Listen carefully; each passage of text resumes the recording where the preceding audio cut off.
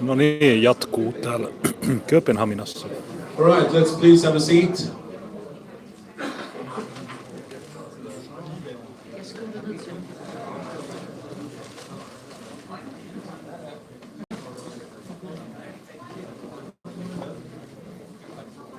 It's time to start again.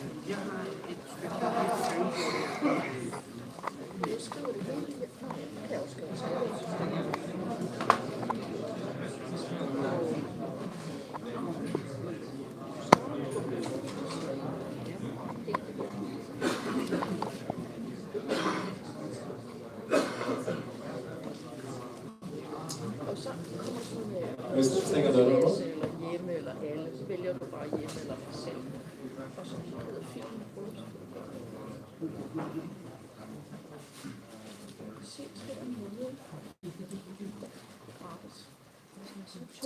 All right. I hope everyone has had something to eat, recharge the batteries. It's time to start again. The next speaker is a good friend of mine. He has been a part of the Scandza Forum from the start. He has spoken at every Scandza Forum event. And even before I started Scandza Forum, he spoke at 2 other events I had in Stockholm in 2015. He has a PhD in philosophy. He has been the editor of the Occidental Quarterly.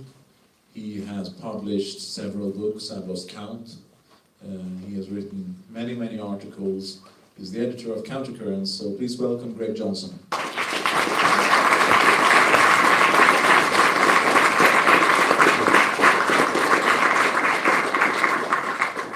Thank you, Frody, for setting this up. Thank you to the whole Scandza Forum team.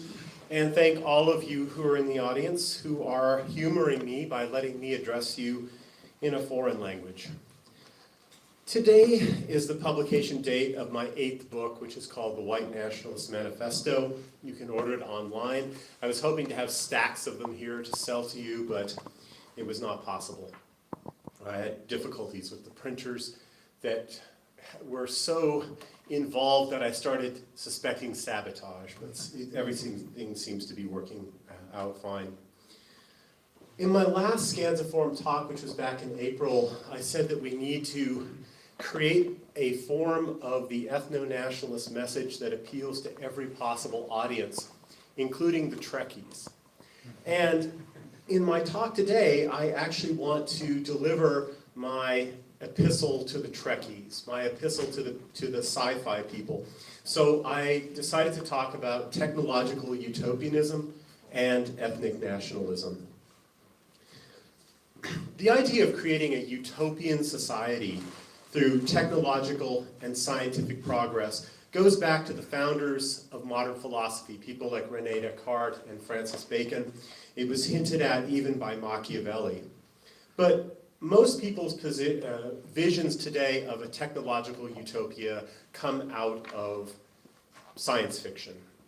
And with the notable exception of Frank Herbert's Dune series, almost all of science fiction is globalist and liberal democratic.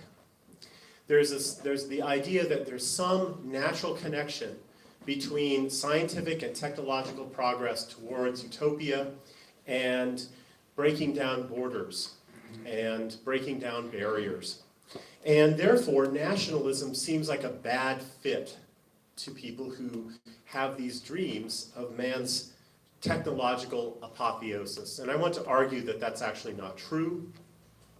I want to argue, in fact, that globalization is undermining technological progress, and that nationalism, and specifically ethno-nationalism, are the best political systems for encouraging technological progress.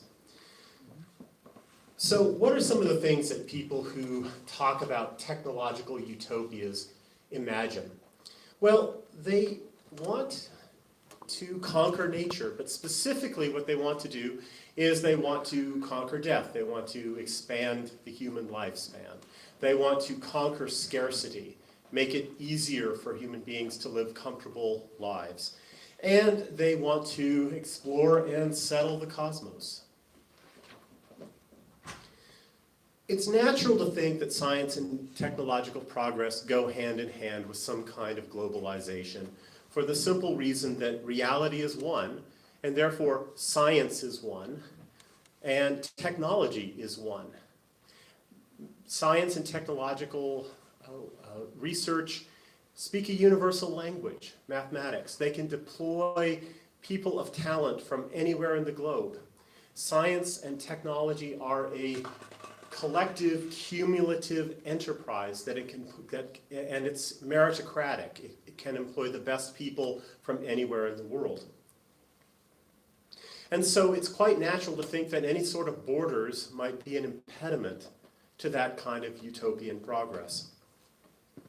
But I want to offer three arguments why that's not true. And the first argument falls under the heading globalization versus innovation. I define globalization as breaking down barriers to sameness. It leads to the same market, the same culture, the same form of government, the same way of life. It's what Alexander Kojève called the universal homogeneous state. That's what globalization points towards. Now, Peter Thiel, in his book 0 to 1, makes a very persuasive argument that globalization and technological innovation are actually two very different forms of progress, and they're not necessarily compatible with one another. Globalization merely copies new things and spreads it around. Innovation actually creates new things. And he argues furthermore that globalization without technological innovation is not sustainable at present. For instance, it's simply not possible for China and India to consume as much fossil fuels as the United States and European societies. To do that would lead to terrible consequences for the environment. And eventually, we're going to have to deal with the fact that we'll run out of fossil fuels, and we're going to have to innovate ourselves out of that problem. And yet, when you look at innovation in energy technologies, really most of the research and development in that area has been tied up with environmentalist vanity projects that will not be able to sustain an advanced industrial civilization. The most important technological innovations of the 20th century arguably are splitting the atom and sending men to the moon. And neither was accomplished by private enterprise, spurred on by consumer demand in a global, liberal, democratic society. Instead, these were created by rival governments locked in hot and cold warfare. First, the United States and its allies against the Axis powers in World War II, and then the United States and the capitalist West versus the Soviet bloc until the collapse of communism in 1989 to 1991. Since the collapse of communism and the rise of a unipolar, liberal democratic world order, the driving force of technological change has been consumer demand. Atomic energy and sending men into space have been pretty much abandoned. And technological progress has been primarily channeled into information technology, which has made some of us more productive, but for the most part has just given us lots of toys that we can use to amuse ourselves and distract ourselves from the fact that civilization is actually declining around us. We're not going to be able to tweet ourselves out of looming environmental crises or Malthusian traps. The only way to do that is fundamental innovations in energy production. And the only way to do that is to have giant government-funded projects like we did in the past. Only the state can command the enormous resources and unite societies around a common purpose. Only the state has a record of accomplishment in this area. Private enterprise hasn't cut it. Of course, none of the parties to the great conflicts that spurred technological growth in the 20th century were ethno-nationalists, not even the Axis powers, really. And indeed, liberal democracy and communism, who were the great clashing powers of the Cold War, were just rival versions of globalization. But the point is that when you have two rival versions of globalization fighting it out, you do not have globalization. You've got a divided world and rivalry between powers fighting it out over a divided world. That is what basically took men into space. That is what split the atom. And that kind of pluralism and rivalry is something that we're going to need again, or at least its moral equivalence is going to be needed again. Because otherwise, what liberal democracy and globalization have bred is basically just distraction and complacency in the face of looming global catastrophes. My second argument is basically under the heading innovation versus cost cutting. In economics, productivity is defined as a mathematical formula, outputs divided by inputs. Basically, it's the cost per widget. Mathematically speaking, you can increase productivity and profits either by making labor more productive, chiefly through technological innovation, or simply through cost cutting. Most of the productivity gains that have come from economic globalization are a matter of cost cutting, primarily cutting the costs of labor. The third world has a vast supply of cheap labor. Economic globalization allows the free movement of labor and capital, and businesses can cut labor costs by moving factories overseas and importing new workers to drive down wages at home. Historically speaking, the greatest economic spur to technological innovation has been high labor costs. And the way to raise labor costs is to end economic globalization by cutting off immigration and by putting high tariffs on foreign manufactured goods. In short, we need economic nationalism, not globalization. Only economic nationalism can spur us towards a post-scarcity economy. So let me say a few words about what a post-scarcity economy is and how we can get there. First of all, not all forms of scarcity can be abolished. Unique and handmade things will always be unique. There will only be one Mona Lisa. The only way to abolish scarcity is with identical mass-produced items. And second, the cost of these items will only approach zero in terms of labor inputs. Basically, we're going to get to a post-scarcity economy when machines put everyone involved with mass production out of work. But the machines, raw materials, and energy used in production will still have some costs. Thus, the post-scarcity economy is only going to arrive through innovations in robotics and energy production. And the best picture of a post-scarcity world is the replicator in Star Trek, which can basically just change the molecular structure of thin air and poof anything into existence, from a slice of pizza to a cup of tea or whatever you want. Now, of course, something must be done with these workers who are replaced by machines. They can't be allowed to starve, right? The products of machines have to be consumed by someone. Production can be automated, but consumption can't really. It would be an absurdist dystopia if mechanization led to the starvation of workers, so consumption had to be mechanized as well. Machines would produce products that would be consumed by other machines, and then zeros would be added to the bank accounts of a few lonely plutocrats. It's an absurd vision of things. The way to make a post-scarcity economy work is to ensure that people can afford to buy its products, and there are two basic ways this can be done. First, the productivity gains of capital have to be shared with the workers. And this has really led to the first world prosperity of the 20th century. Namely, we had strong labor movements and strong labor laws that meant that up until really the 1970s in the United States, almost all of the gains through technological advancement came back to the workers so they could afford to buy the products that they had created.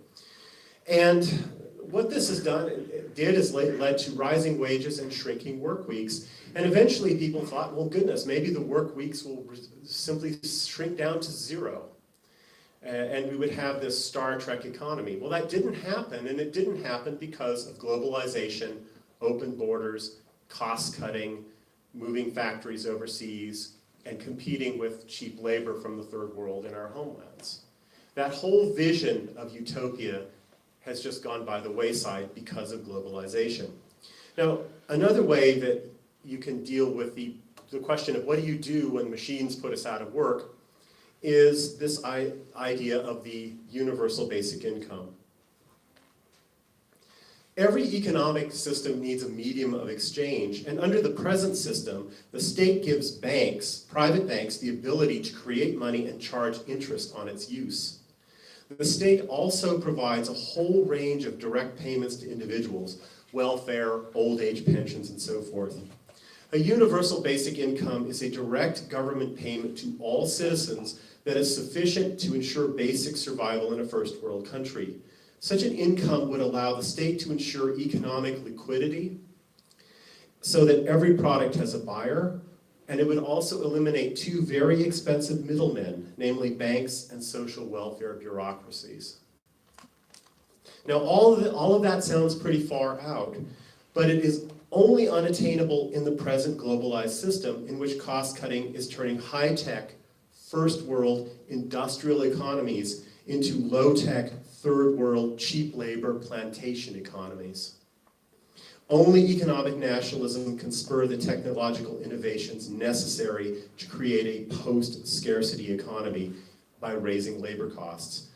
And that requires, again, immigration controls and tariffs on imported manufactured goods. Now, the third rubric in this argument is ethno-nationalism and science. Because so far I have argued only for some form of nationalism, but not specifically ethnic nationalism. So how do we get to the conclusion that ethnic nationalism is especially relevant for people who envision creating a better world through scientific and technological progress?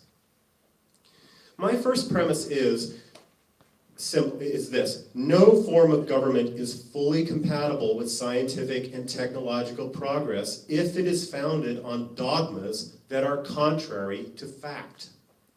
For instance, if the Republic of Oceania had a population of intelligent, industrious people, an excellent educational system, first-rate infrastructure, and a booming economy, and yet the state religion of Oceania mandates that the Earth is flat and lies at the center of the universe, obviously Oceania is not going to take us to the stars. My second premise is the advocacy of racially and ethnically diverse societies, regardless of whether they have liberal or conservative governments, is premised on the denial of ample political experience and the science of human biological diversity. The history of human societies offers abundant evidence that putting multiple ethnic groups under the same political system is a recipe for otherwise unavoidable ethnic tensions and conflicts. Furthermore, science indicates that the most important factors for scientific and technological advancement, namely intelligence and creativity, are primarily genetic, and they are not equally distributed among all the peoples of the world.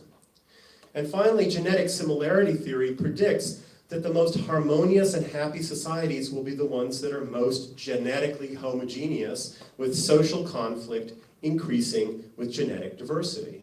This is my first visit to Denmark, by the way, which is routinely rated as one of the happiest societies in the world. And interestingly enough, it's also one of the most genetically homogeneous societies in the world.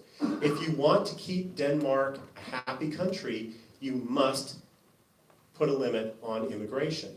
You must repel genetic diversity from your borders, from your shores, from your airports, from every direction that it comes. You should even keep people like me out. We're just, Americans are rats carrying the plague, seriously. But anyway, so my conclusion is pretty simple. So let me just get to the conclusion. My third premise is this: ethno-nationalism is based both on political experience. We recognize that diversity causes conflict, and we also recognize and accept the science of human biological diversity, and we don't deny any other facts. Therefore, ethno-nationalism is more compatible with scientific and technological progress than racially and ethnically diverse societies like the ones that we live under today, which are constantly genuflecting before the dogma that race is a social construct and the dogma that diversity is a strength rather than a source of weakness, chaos, hatred, fire and bloodshed, and so forth. Of course, some research and development projects require so much money and expertise that they can only be undertaken by large countries like the United States, or China, or India, or Russia. But we can still predict with confidence that all of those societies would improve in research and development if they were more racially and culturally homogeneous.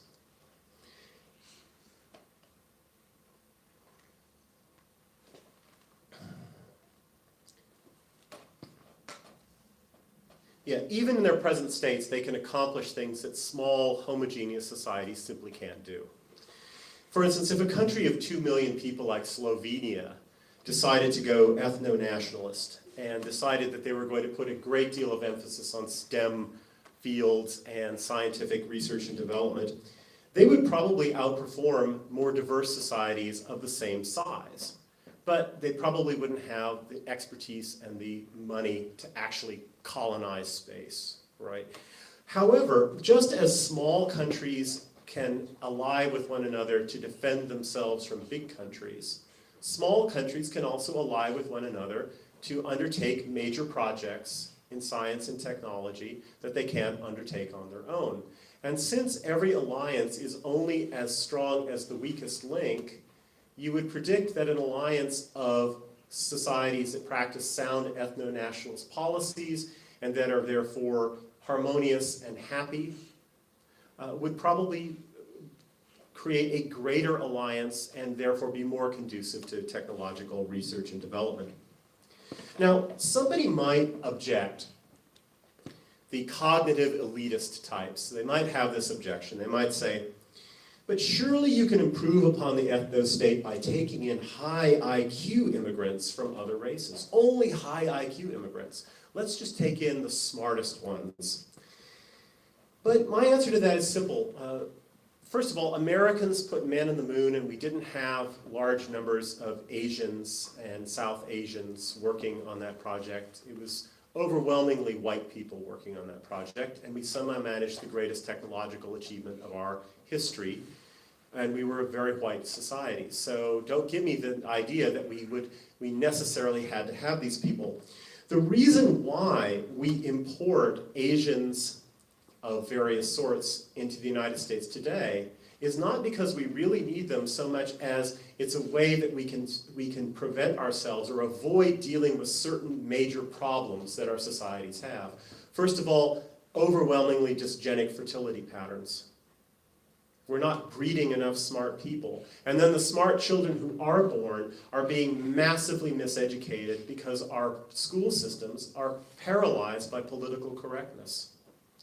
So rather than deal with those problems, those domestic problems, we simply import smart people. But the truth of the matter is that all of the productivity gains touted by diversity advocates in tech are simply gains based upon cost cutting. These people aren't actually making us more productive in the real sense of productivity. They're simply lowering costs. And of course, the best answer of all to this kind of question is the internet makes it possible for us to collaborate with people all over the globe. They don't have to live with us. They don't have to be here. I can enjoy jazz, I can enjoy Chinese music, I can enjoy anime, and we don't have to live with the people who produce these things. We can buy their products in the global marketplace. We can collaborate with them long distance. We can collaborate with them on temporary visas and so forth if we need to all be together in the same place. It does not require immigration at all. It does not require retreating 1 inch on the idea of maintaining a homogeneous society. Yes. Yes.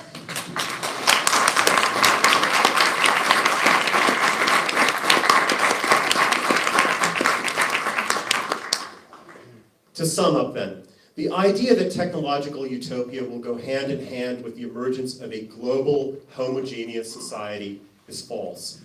The greatest advances in technology were spurred by the rivalries of hostile political powers, and with the emergence of a unipolar world, technological development has been flagging. The idea that technological utopia goes hand in hand with liberal democracy is false. Liberalism from its very inception has been opposed to the idea that there is a common good of society. Liberalism is all about empowering individuals to pursue private aims and advantages. It denies that the common good exists. Or if the common good exists, it says, well, we can't know what it is. Or if it exists and we can know what it is, we don't have to have the state pursue it, because if we just pursue our own private interests somehow, as if by an invisible hand, everything will work out all right. None of that's true. The only thing that can bring liberal Democrats together to pursue great common aims is the threat of war. There's a wonderful story by Flannery O'Connor, A Good Man is Hard to Find, which has the most brutal final line of any piece of fiction I can ever read. There's this murderer who, after shooting a woman, says, she would have been a good woman if there had been someone there to shoot her every minute of her life. Well, that's a horrible sentiment, but I actually feel that way about liberal democracies. Liberal democracies are only serious societies if there are communists there ready to shoot them or nuke them every minute of their lives. The United States was a serious society until we won the Cold War, and then victory defeated us.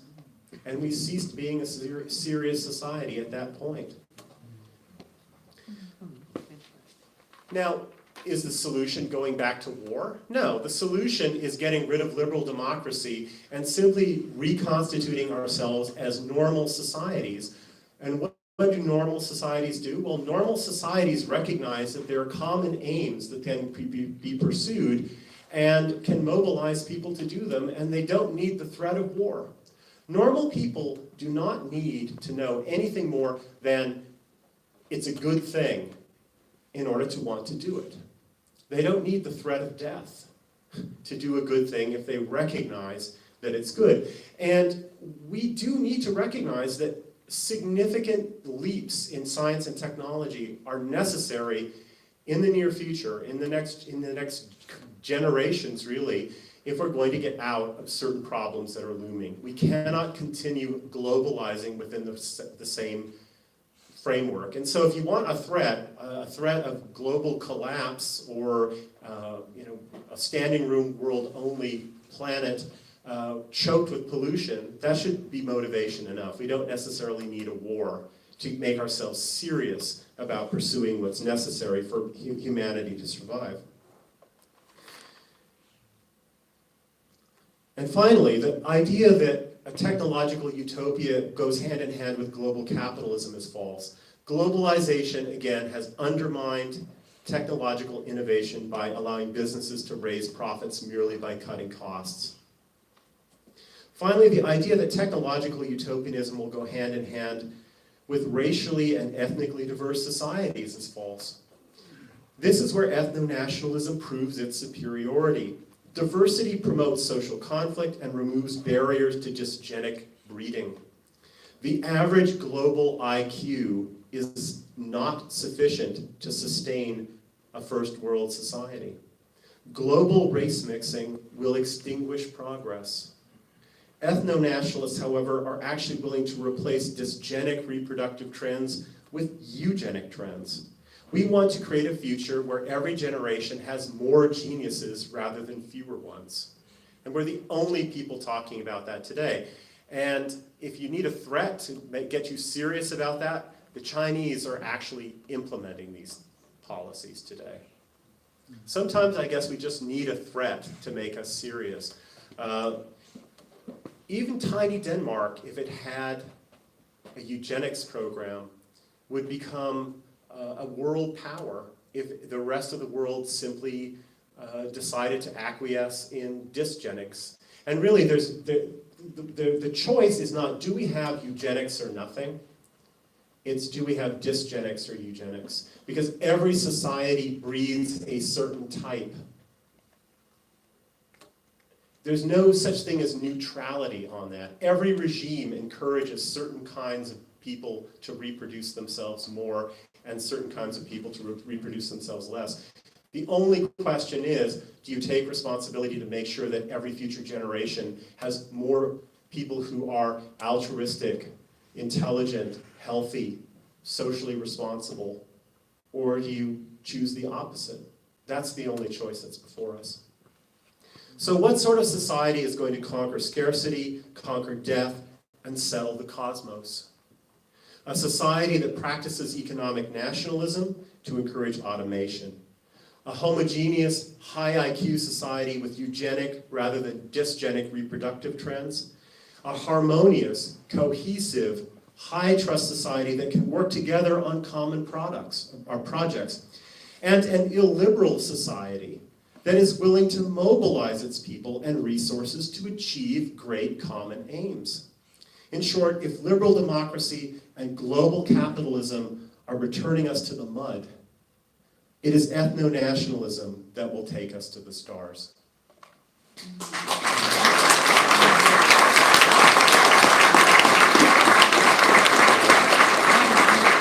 Thank you.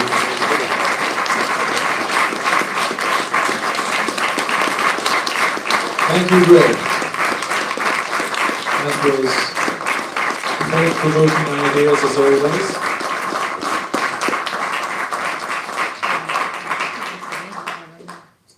I think we'll just take a short break while we prepare for the next speaker, just 10 minutes. There is a bar for us right outside the door,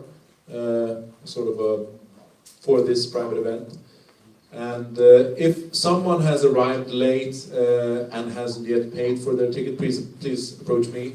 And I will start again in about 20 past 5 we'll start again.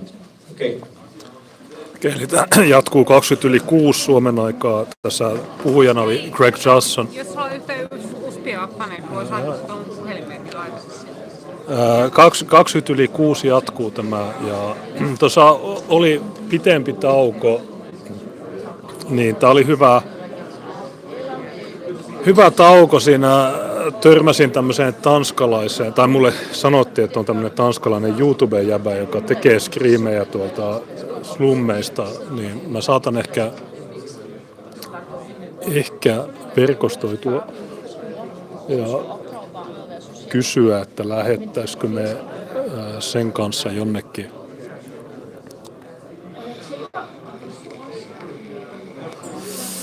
Tässä on 10 minuutin tauko, niin laittakaa linkkiä jakoon. Täällä on kuulemma ilmainen baari tai jotain, en tiedä onko se ilmainen, mutta se matukierrosta ei tänään varmaan tuoteta, mutta se on kuulemma ollut Tanskankin valtamediassa tämä tyyppi.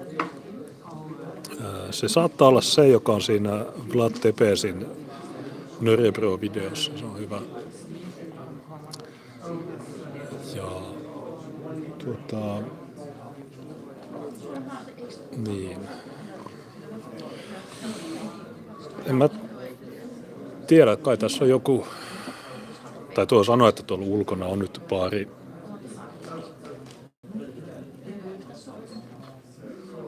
Mulla itsellä on tämmönen Grimbergen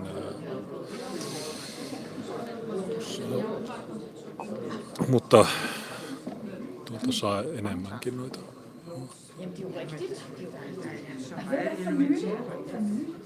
Yeah, so what? I heard there's a Danish live streamer that is specialized in filming the no-go areas. So I was hoping to get in touch with him. I will try to get him in an interview, and we'll see what it go to.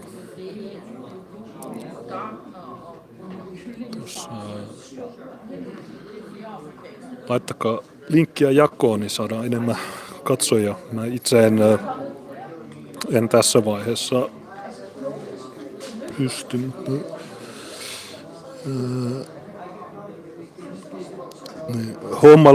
polkemalla sanoi, että hommalla tiedetään, että saatte Tiinan kanssa tuhansia euroja sosusta ja siksi voitte matkustaa joka paikkaan.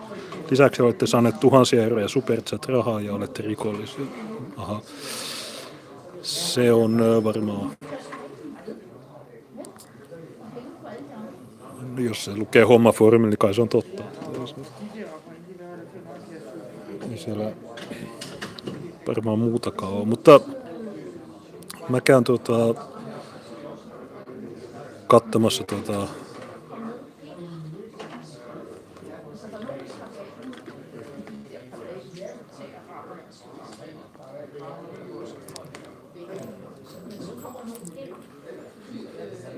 joo, se 20 yli jatkuu, niin mä jätän tän tähän.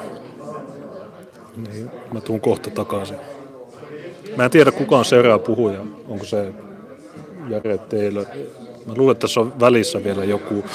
Infoboxissa ainakin, en tiedä onko kaikki listattu, mutta ainakin suurin osa, niin katsokaa myös sieltä. Ja the description box has I don't know if all speakers are mentioned there, but most of them are. I don't know who's the next speaker. Will continue shortly. I'll be back.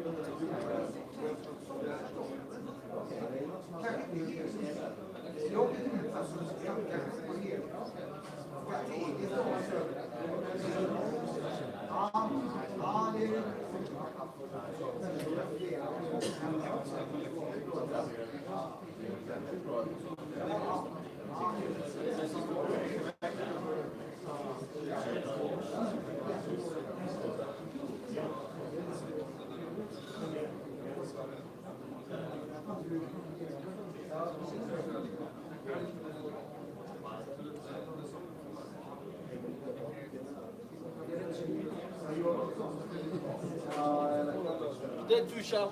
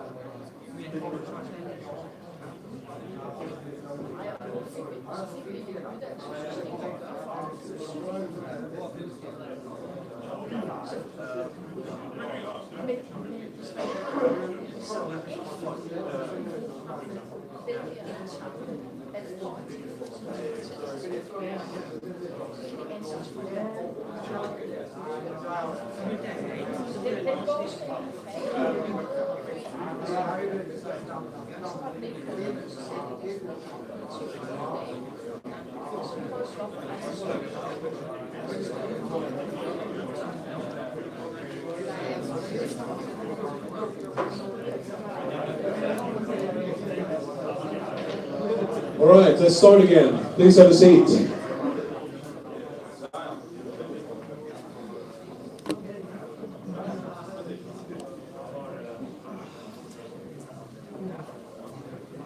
I'm tired, man.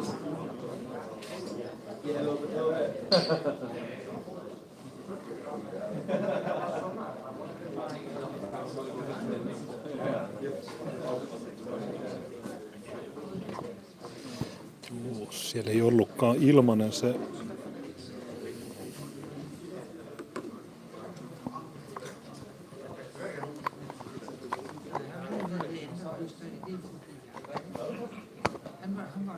ilmeisesti aluksi otti korttimaksuja, mutta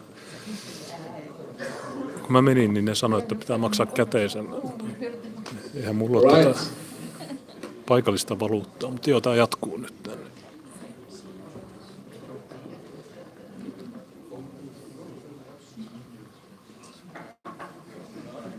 Laittakaa linkkiä jakoon.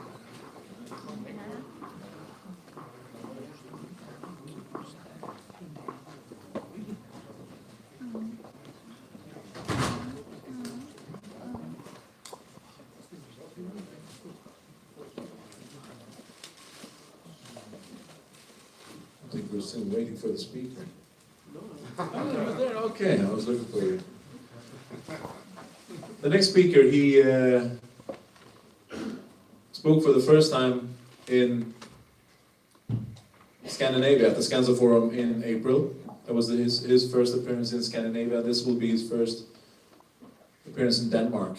He has been involved in this game for a long time, and I would say that probably his event, Amran, is the gold standard of these types of events. It's what's discussed worldwide in nationalist circles, and he has been running American Renaissance for over 25 years, and he's probably I would say the foremost debater for our cause in white advocacy, as I think he likes to express it. So please give a warm welcome to Jared Taylor. It's a great honor.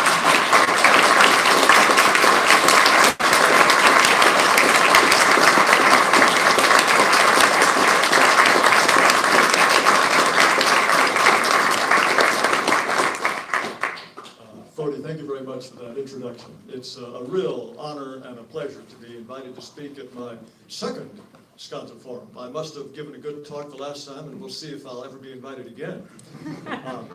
But I think Frode is doing just absolutely wonderful work for our people. I'm sure if we had 100 Frodes, we could take back all of Scandinavia.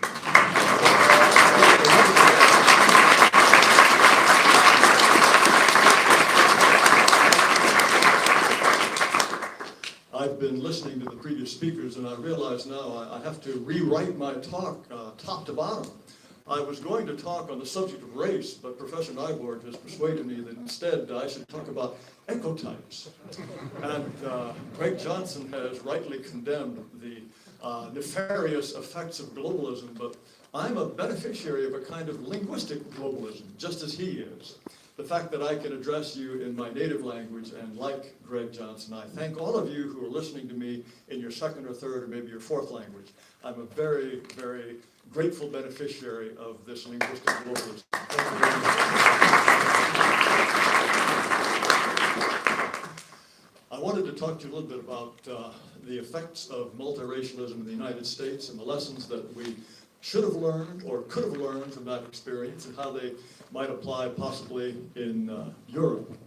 We have been multiracial right from the beginning, from colonial times, because when our people arrived in North America, it was already inhabited by Indians. And ordinarily in human experience, the more experience you have with something, the better you get at it. But in the case of the United States, the more we tangle with this multiracialism, the worse we get. Instead of practice making perfect, in the United States, practice with multiracialism has made pathetic.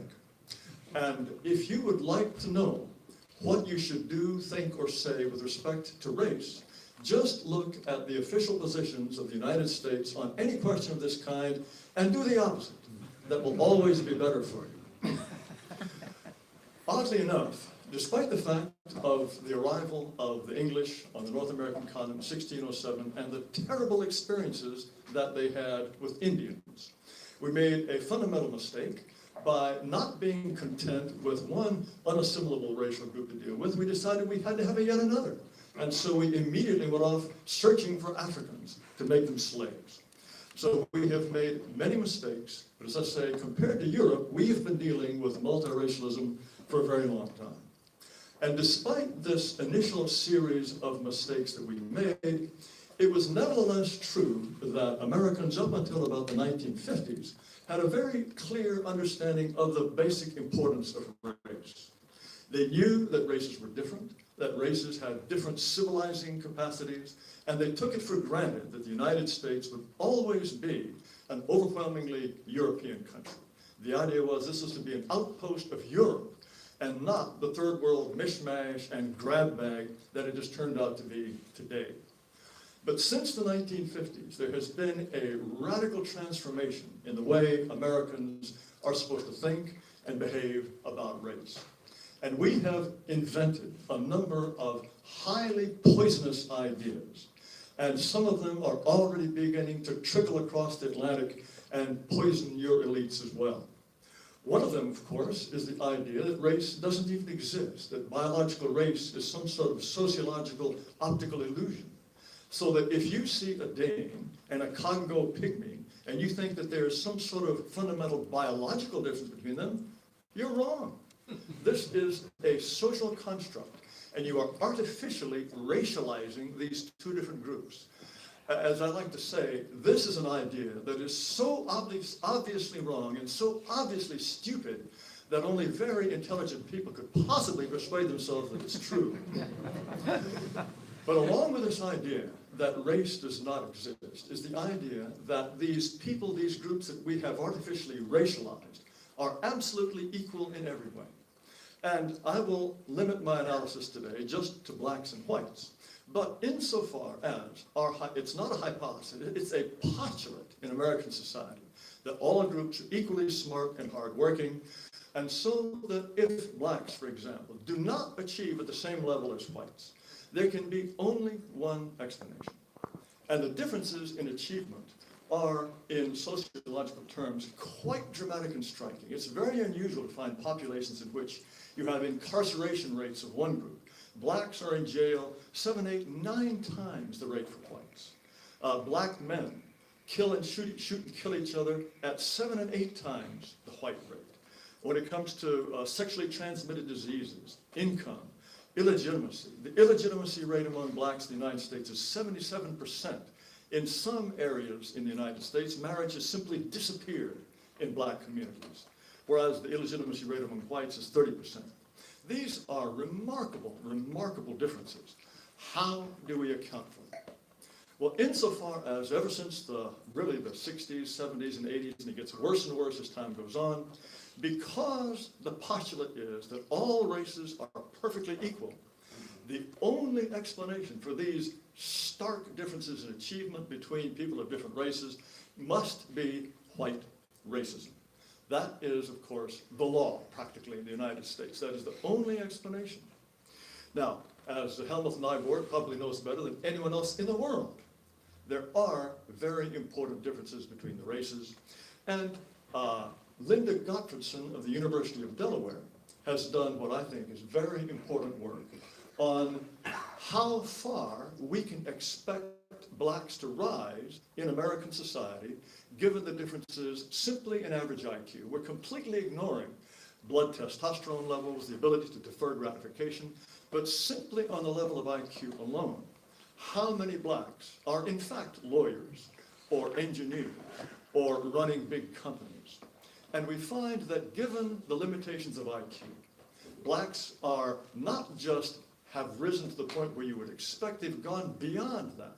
They have benefited in substantial ways from preferences that have pushed them even further into the upper reaches of American society than we would expect, given the limitations of IQ.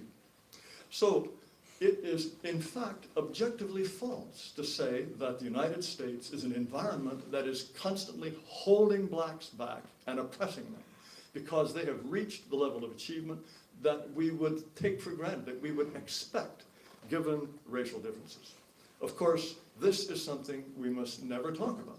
In the United States, we have freedom of speech, but there are fierce, fierce private limitations on what we can say.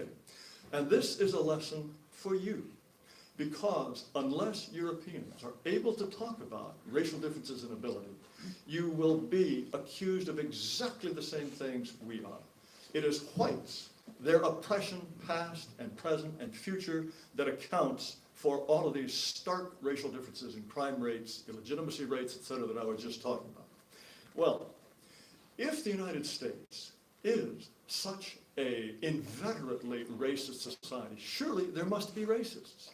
Surely there must be millions of people, millions of white people who wake up every morning and they spit on their hands, they roll up their sleeves, and they say, how am I going to oppress black people today?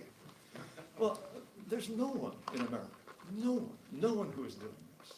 And yet, should there not be a great many such people to produce the kind of stark differences we find in the behavior of blacks as opposed to white?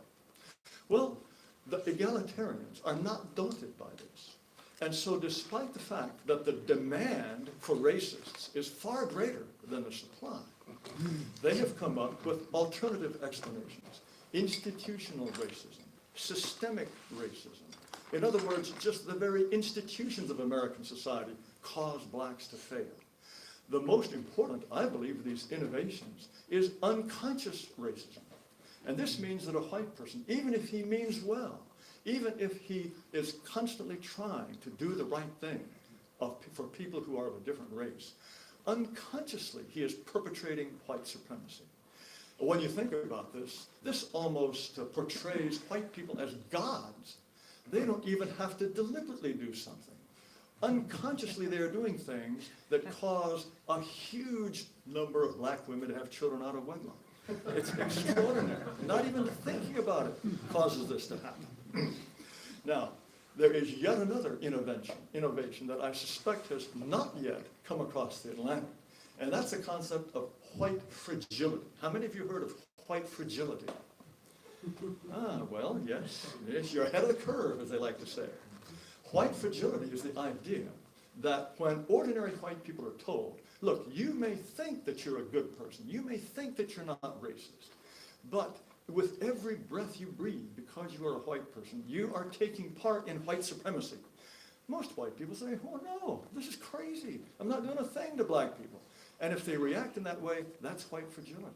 And once you've named it as some kind of defect, then you have presumably out-argued anyone who explains that, no, you're suffering from white fragility. So that's, who knows what they'll come up next. But that's the latest wrinkle in blaming whites for what goes wrong with all other non-white people. Now, what is it that you do? What is it that you do once you have recognized the fact that you do benefit from white privilege, this unearned privilege that all whites benefit from? Well, you're supposed to spend the rest of your life atoning.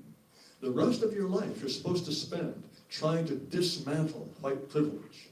It's a kind of a cult. It's a suicide cult almost, of people who believe in something and systemize something that is palpably untrue. But this is what is required of virtuous people. And on the one hand, those who believe in white privilege, systemic racism, unconscious racism, on the one hand, they feel terrible and guilty all the time.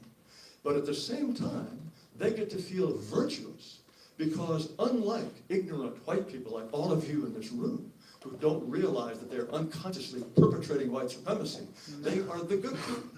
And so, as one of my friends likes to put it, white people love to feel good about themselves by feeling bad about being white. This must be the only population group in the world that has this dynamic. But I would like to point out that there is this is a good example of the kind of mentality that white people are supposed to have. This was a letter to the New York Times written August 14th of this year, and I'll read just a few sentences from it. It's a white person who writes, "I'm riddled with shame, white shame. I feel like my literal existence hurts people, like I'm always taking up space that should belong to someone else." Only a white person could write something like this. Well, as it turned out, the letter writer was a hoaxer. It was one of us who simulated this crazy. But, of course, the New York Times was completely taken in. They took this very seriously. And the editors of the column wrote back, "Your race granted you privileges that were and are denied to people who are not white. This is true for all white people in America. Every white person should be ashamed of this injustice." Well, this is the voice of the New York Times. So increasingly, we have a kind of unique, elite, university-oriented class in the United States that thrives on this foolishness. And more ordinary people who are utterly baffled by this. And then we have a growing, I think even more rapidly growing group that is completely contemptuous of this kind of nonsense.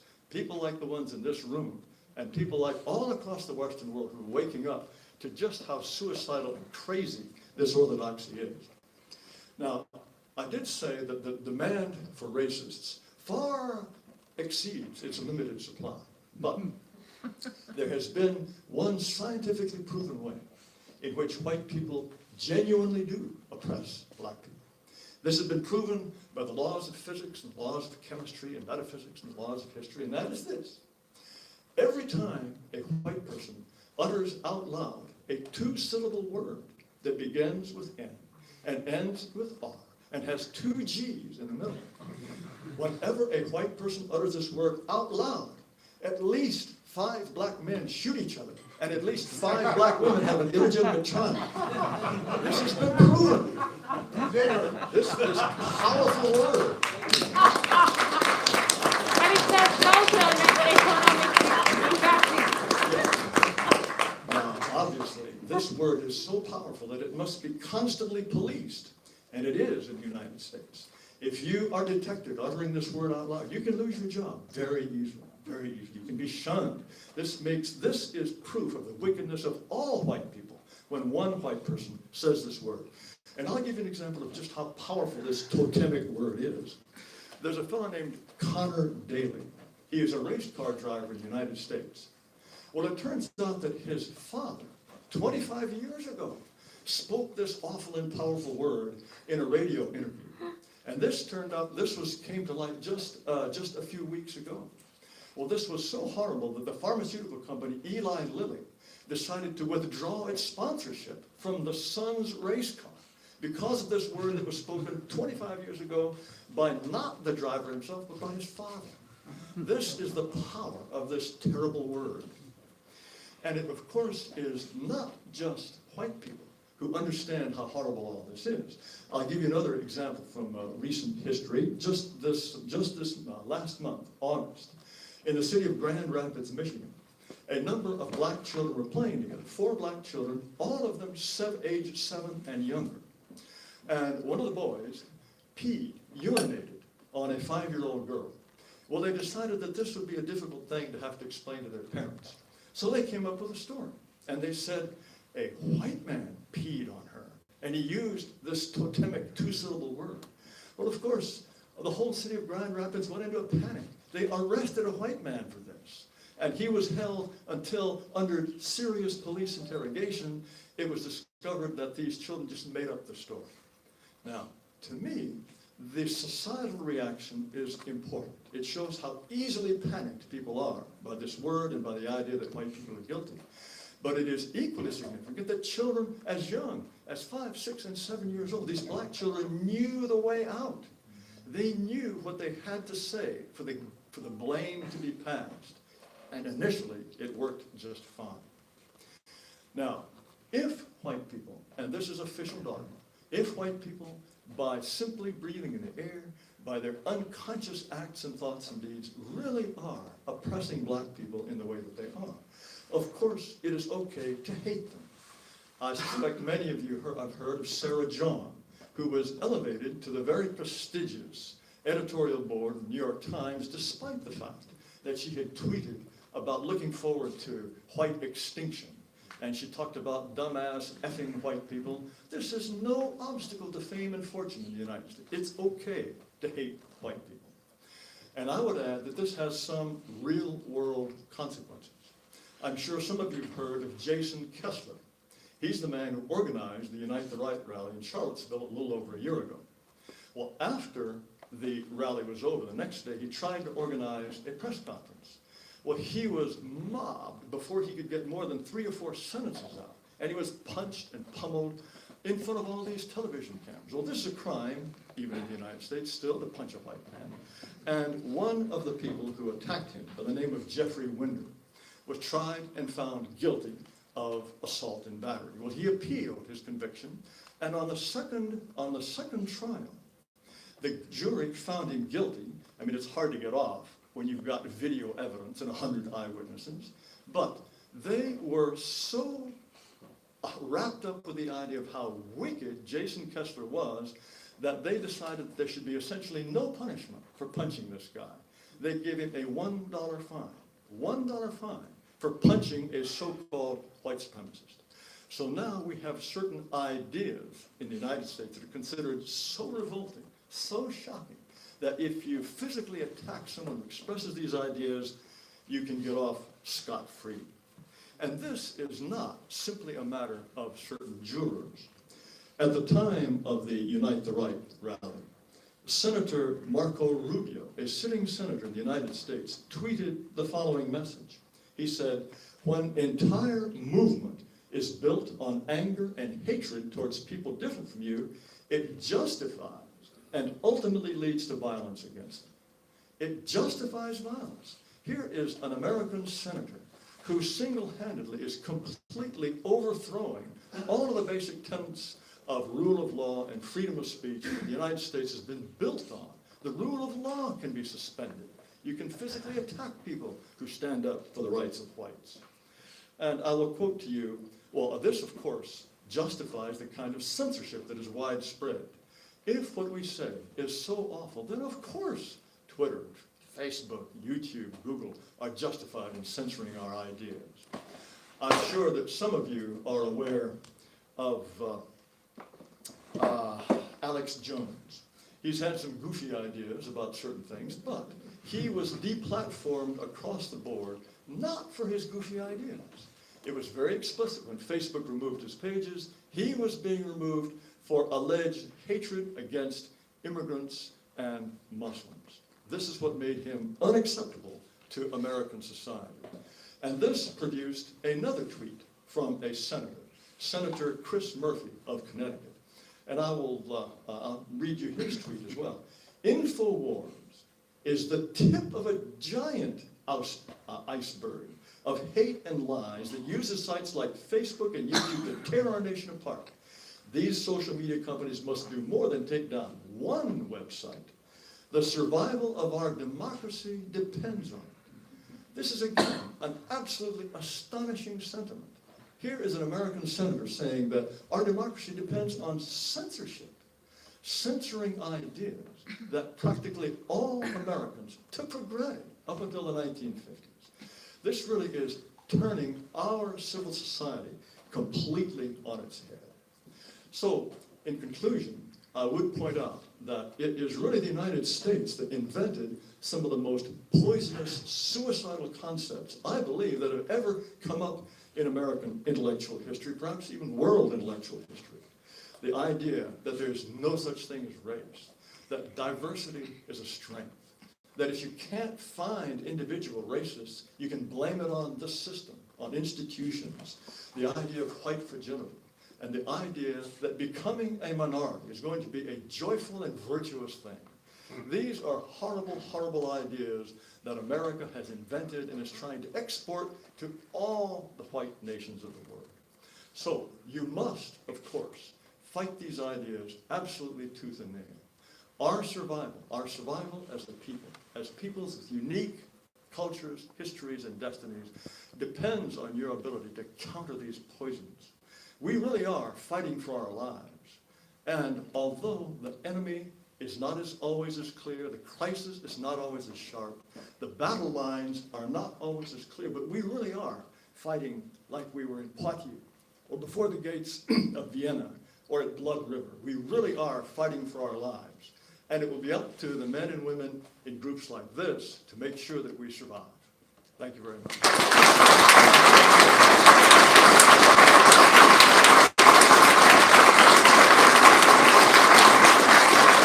Thank you very much. Thank you very much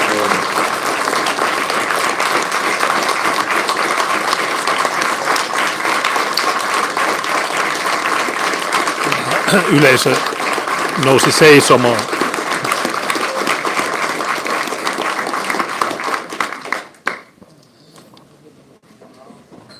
It is always apparent that Jared is... Okay. Does it work? No. It's always apparent when you hear him speak that Jared is one of the sharpest spokesmen and debaters for our cause out there. And although many people do feel a sort of negative consequences, maybe career-wise, maybe socially, they become outcasts in some ways because they participate in movements like this. I think it's... Does this work? Ah, the battery is gone. Okay, what I want to say is that by participating in events like this, it's always apparent to me that I wouldn't change this privilege for anything, because we are in relatively small groups, but still in the future people will envy our position that we could participate in events and talk to people, so interesting people like Jared, like the other speakers here, and that we could be part of this historical movement. And I think that's a privilege. I think we should acknowledge that and not just think of as a burden of any kind. Let's take 10 minutes break and gather again for a Q&A, a panel discussion. And after all, we're in Denmark, so have a beer. See you in 10 minutes.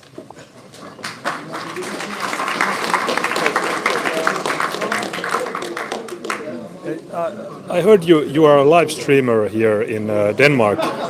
Not so much a live streamer, but I do a lot of videos from visiting primarily Muslim ghettos, and what happens is they react very violently, and we capture that and show the rest of Denmark the reaction.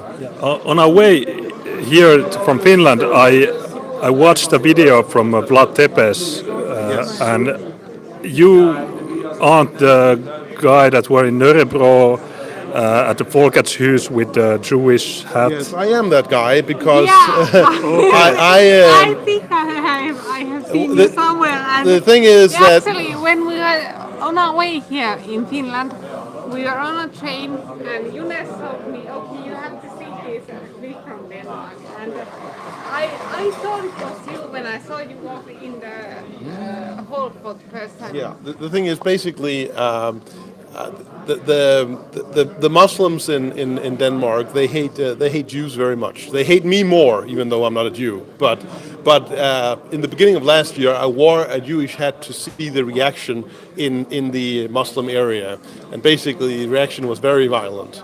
But since then we have started our own political party, and we have gone from not so much the Jewish team, that was just two times, but now it's basically how do Muslims react when Danish people tell them that they must go back to their own shithole countries, and many of them react very violently, and they attack me, and I have to be surrounded by 40 police officers, and we get all that on camera.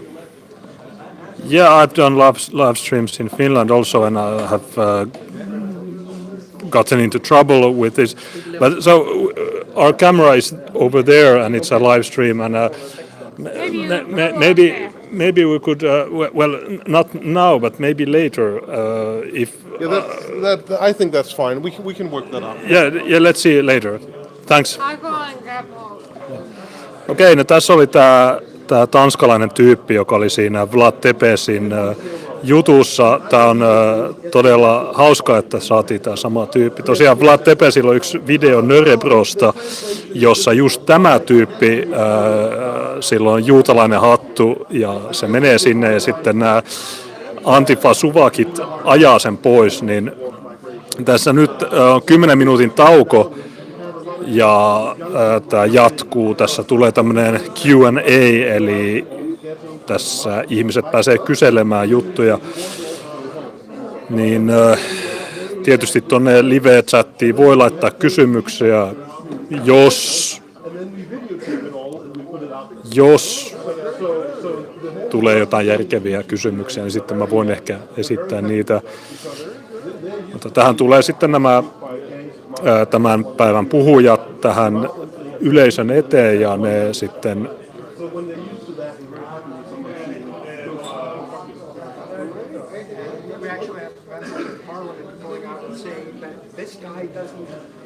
police protection because it's hate speech to say that you don't A socialist member of the parliament said that, but several members of the government party said that the Can I police need to record protect your me speech, very much. or is it? No, I don't mind, but I'm filming there, but the audio is. I'm just having a little conversation. Yeah. I'm not saying anything. Oh, okay. So I don't mind. He probably doesn't. He's in the media. Yeah, Yeah, and he's an interesting guy. We watched his video from Nörrebro, and we'll have, I already talked to him, and we'll have an interesting talk. Fairly close to here. Yeah, I saw the map from Copenhagen, and yeah, so because we are doing lots of live streams in Finland, and my plan was to go to the bad areas and show to our Finnish audience how it. How it is in Denmark. Yeah. So As an aside, I've seen you holding the microphone through the entire thing. Yeah. Couldn't you get a splitter? So you wouldn't have. I mean, well, it just seems. it doesn't matter. It's of course it could be more professional to have the audio straight from the system, but since this is a phone, I'm not sure if I plug the. If you plug it into this one, I would use this. Well, here you can plug a TRS mic, but I don't know if it's an audio line. I don't know how it works. Maybe I saw some XLR connections, and this is actually an XLR. So maybe if you plug Just an idea for the next time. So it's not important. But I actually live in a ghetto in Copenhagen that's not as bad as Mjølnerparken, but it's sort of like we have a game in my home.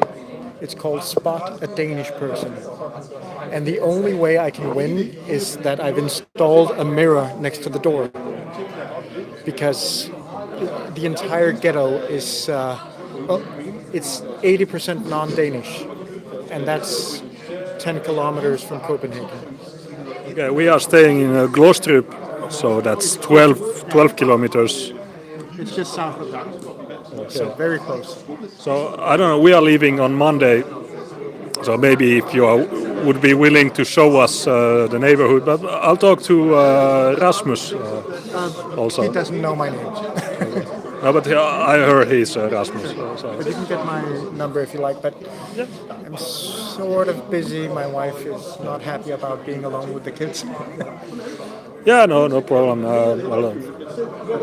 It's fun visiting the Nordic countries with Locals. and these. Well, you have problems that we are in Finland starting to face, and that's why it's interesting to show really what is happening here, and so people in Finland can understand that we should change the direction. I grew up in another ghetto, Tingbjerg, and it was built for workers. And when we moved in, it was mostly Danish worker class, very low class, drunkards, and people who were placed by the commune, by the municipality, but Danish people.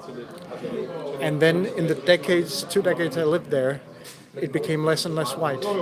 Until now that if I tell people I grew up there, they're going to look at me and say, I don't believe you because you're white. It's a Tingsbjerg. Tingbjerg. Tingbjerg.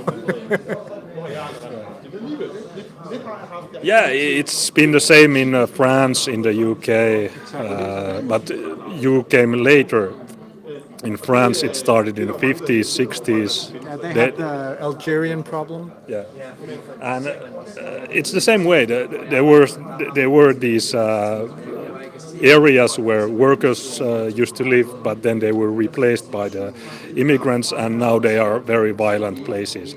And Finland opened its border in 1990, so we are after you. And it's very difficult to make people understand that Finland is no exception. We will face the same problems as every other country.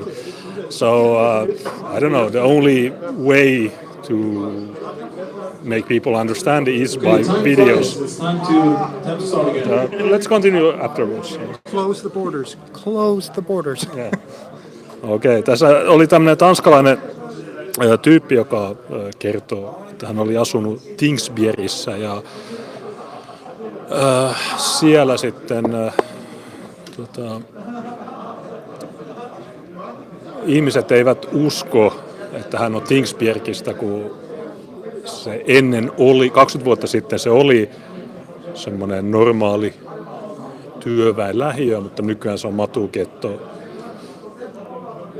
Niin, mä oon yrittänyt sopia tässä paikallisten kanssa. Tuossa yksi tyyppi, jonka nimi on Rasmus, ja se on kuulemma joku julkisuuden henkilö, jolla on ollut ongelmia matujen ja poliisin ja antifaa ja kaikkien suvakkien kanssa. Että se tarvii nykyään poliisisuojelua.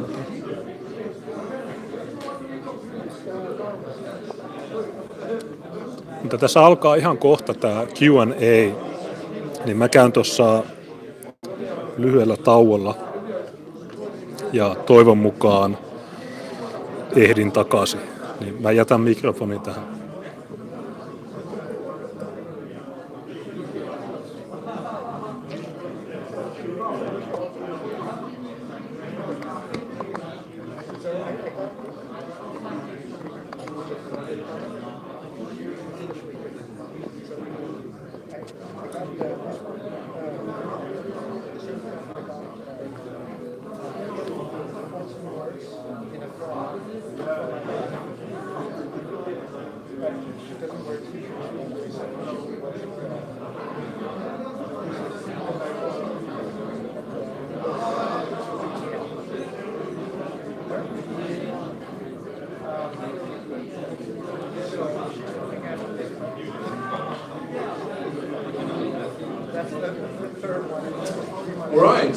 All right, folks.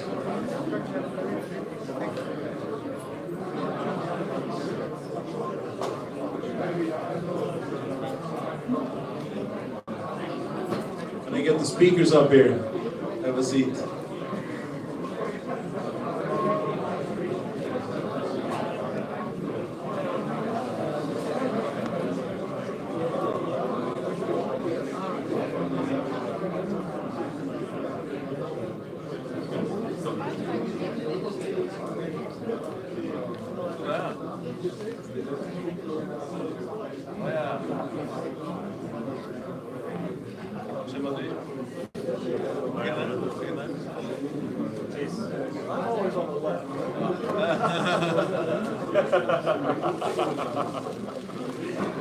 See, I'm so easily pushed around. was that some kind of a chip test? Yeah, I think it was. It was. Not bad, it is. West Coast Nationalism. I think we're even calling that sort of politically nationalism, not like conservative upland. Sort of backlog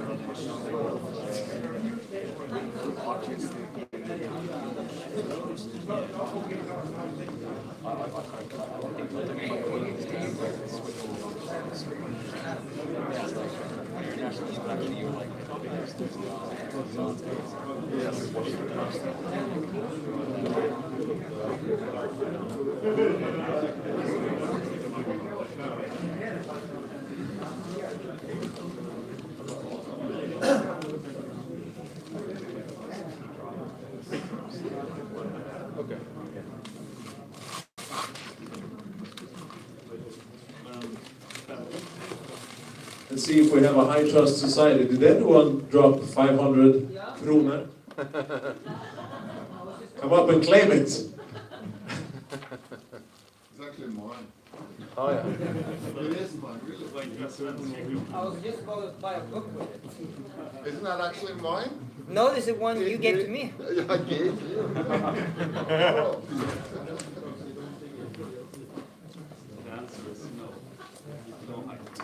Looking for an email here on the phone.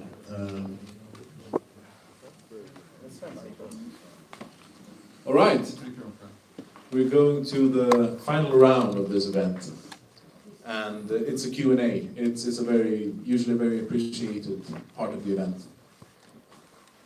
And first of all, I want to announce that Jared's books have arrived. They got lost in the mail, or not in the mail, but in the luggage transportation but now they finally have arrived, so you can buy them at the same table as Greg's book over there. This is the Q&A, the panel discussion. And I will give you 2 rules. The first rule is that please ask questions, don't hold speeches, give speeches of your own. And the second rule is keep the questions short, because it's very difficult to answer and to make an interesting discussion about a very long question. And I'm going to start out with a question I got by email, just to get us warmed up. It's an email I got from an academic on Ireland.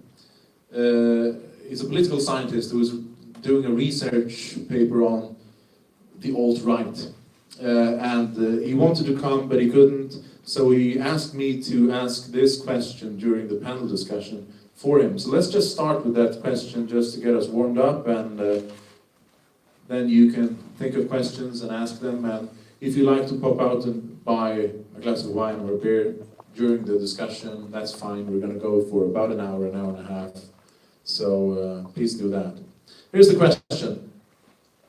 Given the primarily Islamic nature of mass immigration into Europe in the past years, how does the alt-right engage with the question of Islam, considering that many Islamic values, traditional patriarchal family, gender roles, rejection of homosexuality, strong in-group preference, fit so well with those of the alt-right?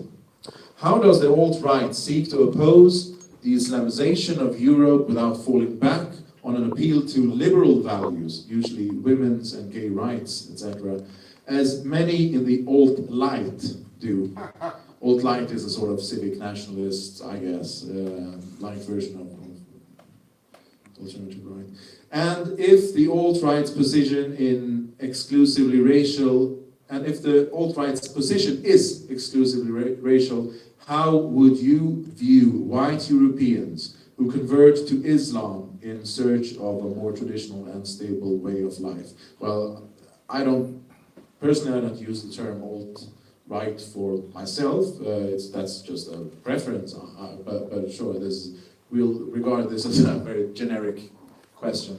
So, any of the speakers wanna reply to that? Anyone wants to start? Islam, liberalism, Chris? Stand up if you want. Since I call myself alt-right, I guess I have to defend the alt-right. First of all, I guess he hasn't heard of white Sharia. That's kind of a thing for us. So, put a perk on it. No, but I think this is obfuscation. They can have the same values as we do, but they are not us. That's the fundamental difference. I don't really have to explain it more than that. I understand that there's a current with, you can call them nationalist, populist parties. I think Sweden Democrats fall somewhere between, where they use liberal arguments against Islam. We don't have to, because we don't believe in liberalism. We do believe in traditionalism. We do want to consider ourselves a tribe of some sort with a unified religion. And so they have the same values as most sound societies have, but they are not us. That's the big difference.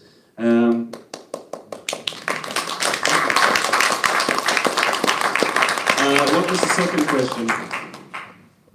No, it was just how we should see that. Deal with white converts. White converts. Oh yeah, that's a tragedy. I think in these times of ours, when people are looking for spirituality and they see a vibrant religious community, which is Islam, I think because there's no church in Sweden really, or I would say maybe in Europe and maybe in America even, gives the frame, gives the sense of belonging, gives the sense of being a part of a tribe, something bigger. So I think it's a big tragedy, both for males and females. Honestly, I think more females are converting to Islam than males. So overall, it's a big tragedy, and it's a testament to the failure of the spirituality of the West. That's all I have to say.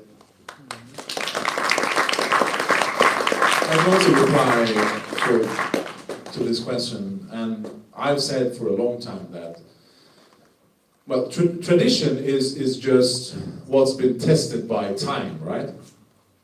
As opposed to an armchair philosophy type of idea. If you sit at a desk and create a thing out of thin air and you think that's going to work, tradition is just what's been tested through generations and what has been stable over historical time. That's tradition. And I've been saying for many years that traditional values are coming back because this just isn't sustainable, this liberalism.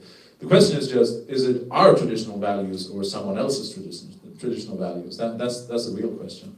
So that's my reply to that. So I completely reject those sort of liberals who reject Islam because Muslims don't like gay pride parades or whatever. That's not our cause for rejecting an invasion. That's probably one of the more positive effects of this immigration. So does anyone else have anything to say about that, or should we move on to the next question? Monsieur? I just want to ask, don't you think the alt-right movement has a lack of political realism, apprehension or understanding of the political climates, at least in Scandinavia, where you say the counter-jihad movement, certainly now already, but also in the future, will have a lot of popular support because there are vast amount of Muslims from foreign countries that do not belong here because they're not ethnically Scandinavian, but also because they behave in a manner that is very unworthy for any guest in a foreign country to have. And so there's popular support for that, and there's popular support for sending home all Africans because they're all inherently from low IQ countries, and everybody can see that eventually they don't have the ability to live here. So as far as those two groups that are the vast majority of unwanted migrants in Denmark, there will be popular support, but don't you think the alt-right has a problem with the more traditional views, which will, at present, not find any wide support, the animosities towards gays and Jews and so forth? Even if you may agree with that or not, there's just not popular support for that position. Is that question directed to any specific speaker? Well, I think the Swedish alt-right representative should answer it first, at least. No, I don't think we should be chills for Israel, which is essentially what counter-jihadism is. And counter-jihadism is liberalism, and liberalism leads to mass migration. So you will always end up in the same place sooner or later. That's my view on counter-jihadism. I do, of course, agree with some of the core tenets, the criticism against Islam. I've never seen counter-jihadists criticize mass immigration because Africans have low IQ. I've never seen that argument. It's about opposing Islam because Islam is bad for Israel and to build a relationship and cooperation with Israel to justify their existence and what they do. I believe all liberal ideologies and the shapes they take always lead us to the same destination.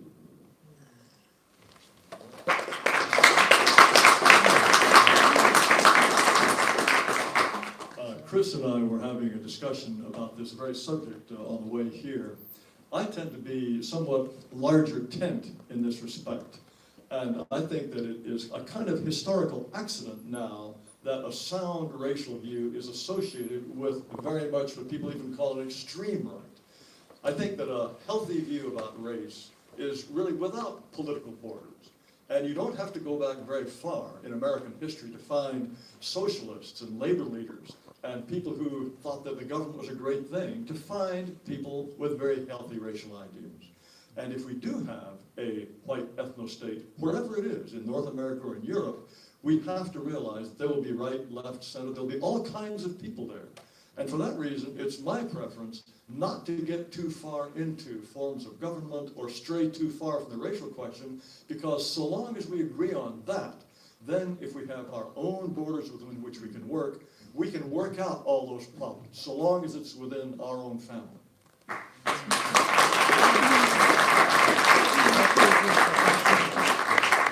I agree with Jared's point. I think that we do have historical baggage, we do have a historical link to the right. I admit that I'm a person on the right, but I do not think that we are going to win if the race-conscious community, if the ethno-nationalist idea remains just a prisoner of basically right-wing politics, especially sectarian right-wing politics.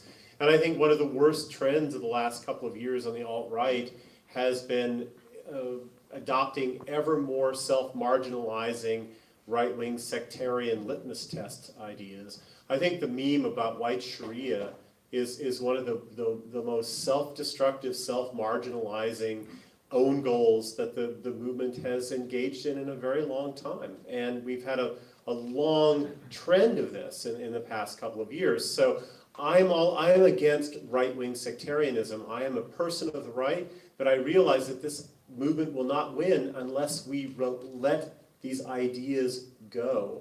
Let them breathe, let them grow, and let them become the common sense of the whole political spectrum.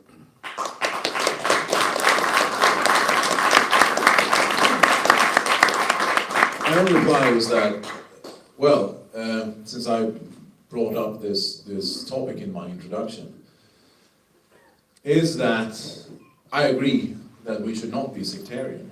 But at the same time, criticizing Islam is a distraction in many ways. The Syrian Christian immigrants in Sweden are every bit as much criminal, violent, group-oriented as are the Muslims.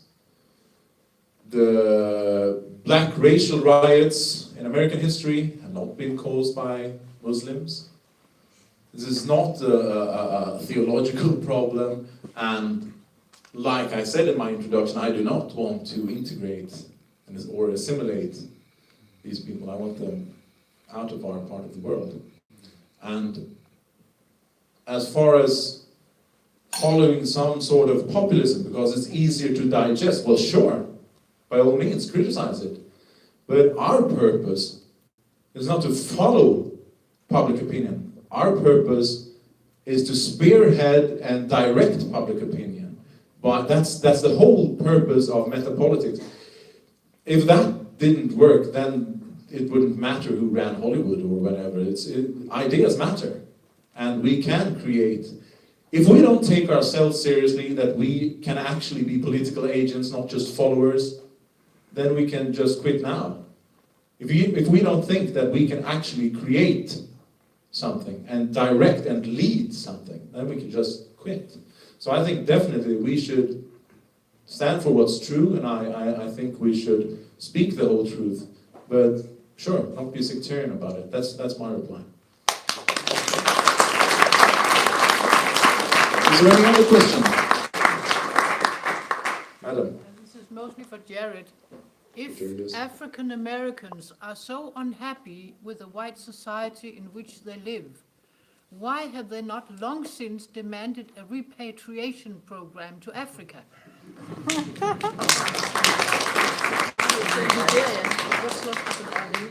don't think that is a difficult question to answer. It's because in their bones, they know very well that they profit enormously from living amongst us. You may have heard of Louis Farrakhan. He's the head of the Nation of Islam. The Nation of Islam is based on the idea of separation. They have a publication called The Final Call that sets out the tenets of black Muslims, and one of them is separation.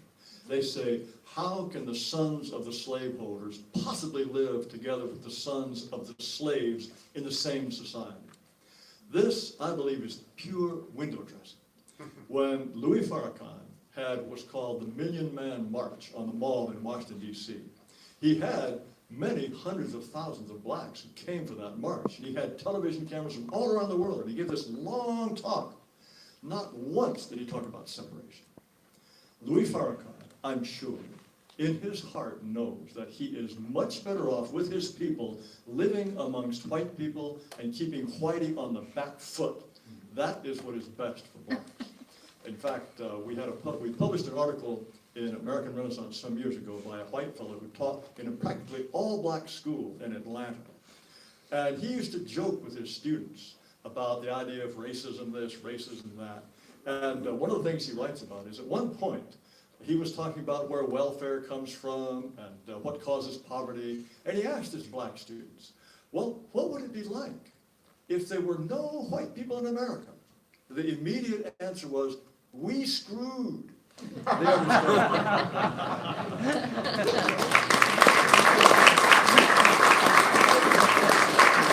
Any questions? Yes? In view of what has been said a bit by the previous speakers, I wonder what they think of the idea that actually in the United States of America, the black population are the privileged members of society. Privileged members, yeah? There's definitely black privilege in the United States. Yeah, definitely black privilege. Yeah. Yeah, and I actually have a question about that. It's about the Hotep movement, and I'm not sure if all of the members on board know about it, but it's a movement of black conservatives who are also black nationalists. So are they our allies or are they our enemies? I think they can be both. I do believe that white nationalists should be willing to make allies with ethno-nationalists of other races and nations. I think that's a reasonable thing to do. I do think that we have to recognize, though, that creating alliances depends on certain circumstances. When you have a situation where both parties believe that they can work together to achieve some goal, it's natural for alliances to come together. But when those circumstances don't exist anymore, it's very natural for them to go back to the status quo. And the status quo, generally with blacks and whites in America, is disdaining and distrusting one another.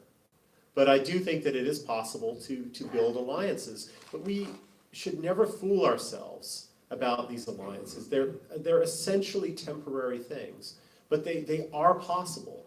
And I do think that people who dismiss the very idea of having alliances with other groups are really missing out on they're throwing away opportunities that we have, and we have very few opportunities. So we should treasure every opportunity that comes along, including opportunities to work with other groups. I think that's perfectly possible. I think most white people would like to envision a world where different nations and races have their own homelands and where they can have a certain amount of mutual respect. And I think that the easiest way to gain that mutual respect is to separate. Just like when you and your brother might share a bunk bed in the same room, and you might fight like cats and dogs. And if your parents separate you and give you your own rooms to go to where you can do your own thing, it reduces tension in households amongst family members. I think that ethno-nationalism works the same way.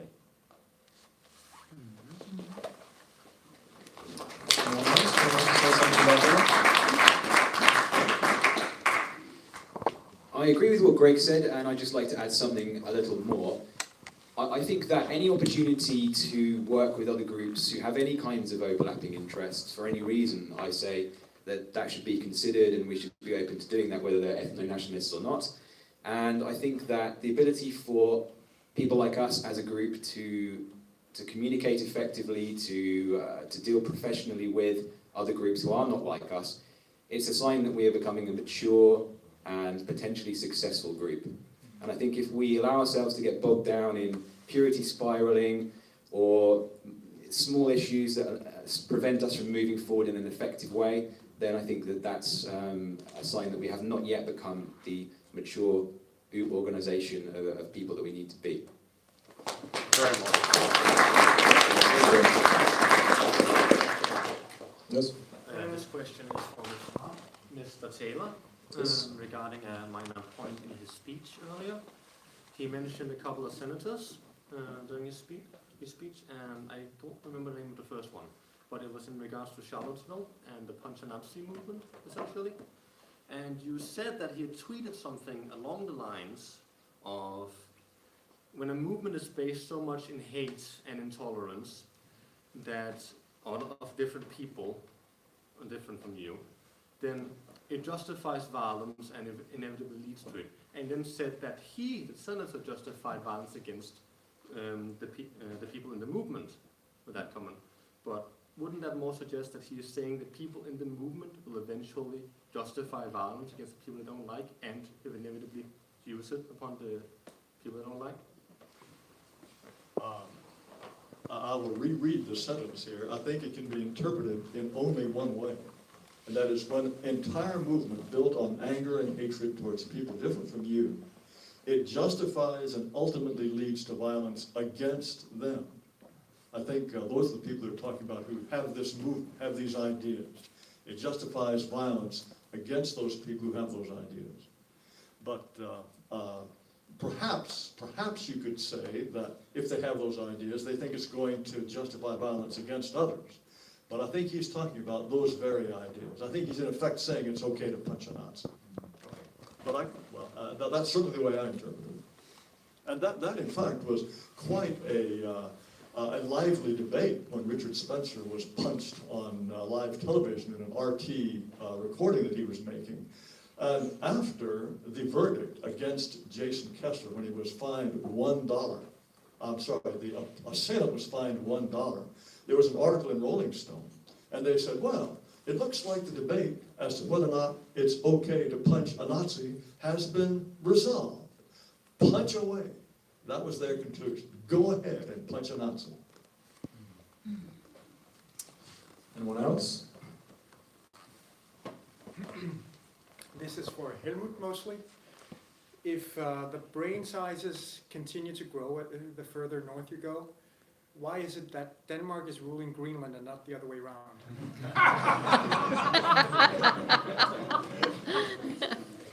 The brief answer is that I'm not a politician.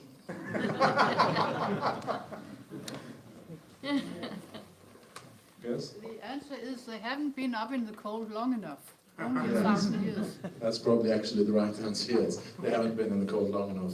Yeah. Yes? Yes.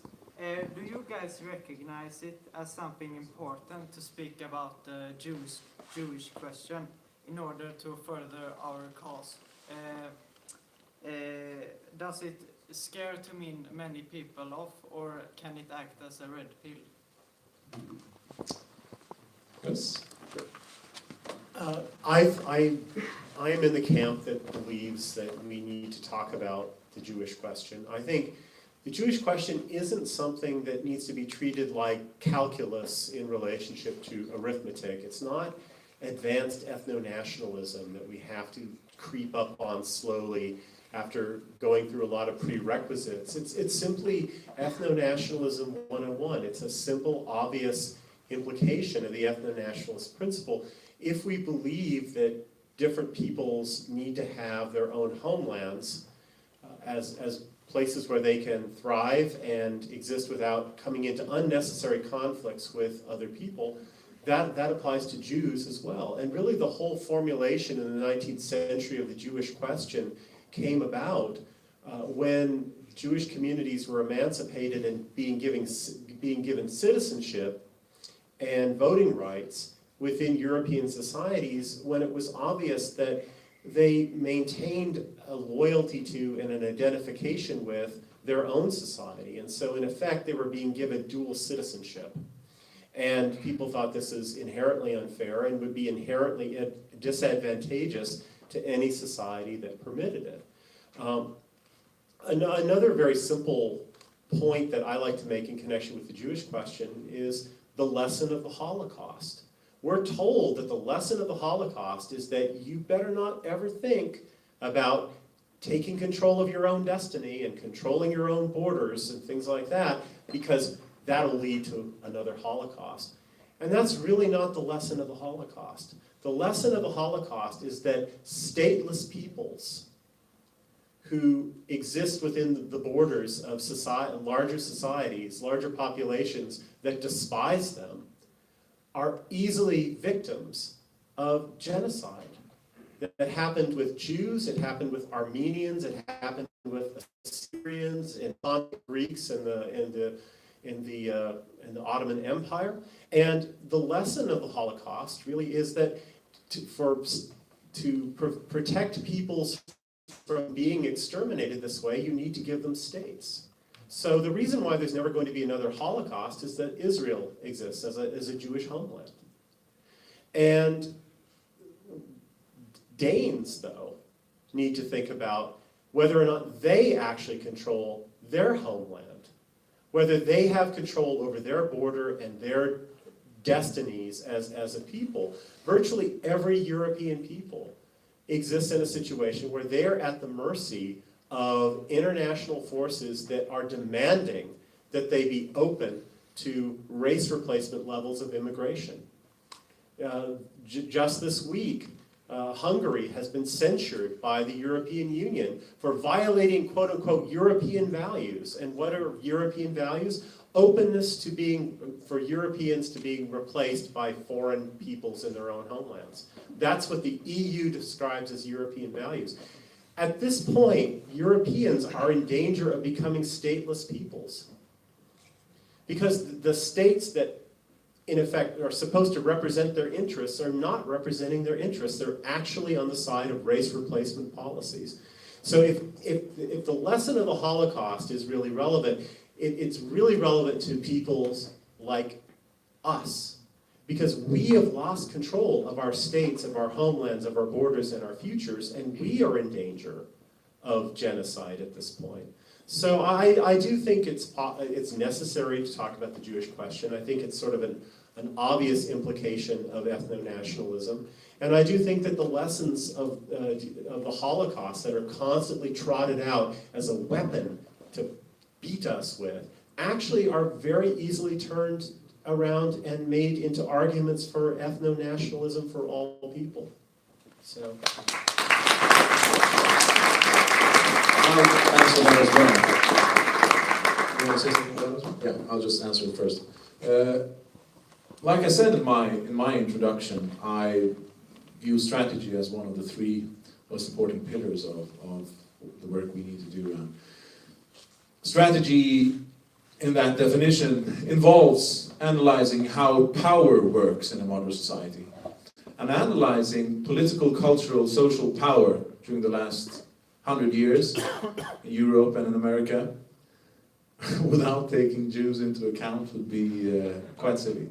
So of course we need to discuss Jewish influence in society and what that has had, what effect that has had on the outcomes we have. But I also tend to want to limit the room I give to discussing Jewish influence simply because it tends to attract crazy people. And I actually honestly think that it's more important to keep away crazy people than to attract good people, because one crazy person can stay away 10 good people. So I think it's very important to discuss it. I want to discuss it with intelligent, rational, good people, but I want to keep away actually people who use their magical powers and things like that. So and there are people like that. I don't know, E. Michael Jones and people like that. I don't want anything to do with such people. Yeah. I completely agree that there should be absolutely no one who is beyond criticism, and that no topic should go untouched by people with an inquiring mind in the public space. However, there may be some argument to be said for different organisations for different things, horses for courses. So I think that our ultimate responsibility is to win the hearts and minds of our people and to lead them away from the path of destruction which they are inevitably heading down. So for me, the real answer to this question is, does it serve our purpose to achieve our urgent goal? So on that point, I would say any kind of strategist, any kind of military leader from the past, anyone who's ever achieved anything ever, really, in business, they didn't do so by finding the most difficult thing, the most difficult part of the most difficult obstacle to knock down first. You don't go into battle and you don't attack your enemy where they are strongest. And therefore, while no one should go uncriticized, And while nothing should be untouchable, the urgent goal should always be foremost in our mind, and a strategic decision should be made about what you talk about, the way you approach people, and I think that we must win the hearts and minds of our people, and therefore we need to meet them where they are to a certain degree and bring them in the right direction. So whatever we do, however we do it, it must be with that in the front of our mind. Anyone else? Can you say something about this? Another question? Yes? I've got a question for the professor. I was just wondering if, considering Asians have a higher IQ on average than Europeans, is there any kind of defining characteristic about us that tends to make us more creative and to have invented such a large, more number of things than other groups? I'll just repeat the question for the camera. So the question is, since some Asian populations have higher IQ on average than white Europeans, how come is there a specific characteristic that makes us more creative since we have accomplished so many of the scientific breakthroughs? I like good questions. I don't like questions I can't answer. But many years ago, I worked at Behavioral Genetics Institute in Boulder, Colorado, and my door went up, and Craig Nagoshi went in. He's a fairly well-known behavioral geneticist. He said, "Helmuth, have you had your morning meal?" Yes, I had. "Why are we Asians not creative?" I said, "Are you trying to ruin the after effects of my morning meals?" He said, "No, but it's a problem for me that we are brighter than you, but we are not getting the Nobel Prizes." And I said to him, "Well, if you take the idea that cold selection, as we call it, then perhaps Northeast Asians went up further north than we. We means those who are at lower latitude grades. And that fostered an almost pathological amount of altruism. You are not allowed to stick out because this little team that could be surviving in these very cold areas had to keep together and share everything. And if you were too unorthodox, you were punished, you were put out on the iceberg and sit there until you starved to death." So my completely uncorroborated hypothesis is that they have developed a so high sense of being together. And some of those eminent scientists I talked about of Asian extraction said, "Well, we don't like to stick out our necks." But it seems like Europeans have a specialty in sticking out their neck. And high creativity, I believe, requires that you have to break the rules. And that's very dangerous when you are an academics. So I think they are too nice and they are too dependent on the group. So that might be an explanation, but it's just a speculation.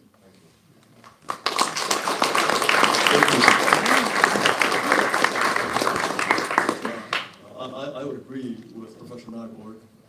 I spent many years growing up in Japan, and I spent quite a few years as a consultant doing business with Japanese companies.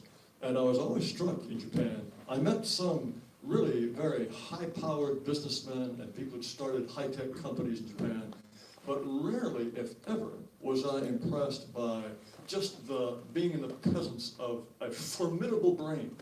Whereas I have met white people, Europeans, who really gave me this impression that I thought, my God, this guy is much smarter than I am.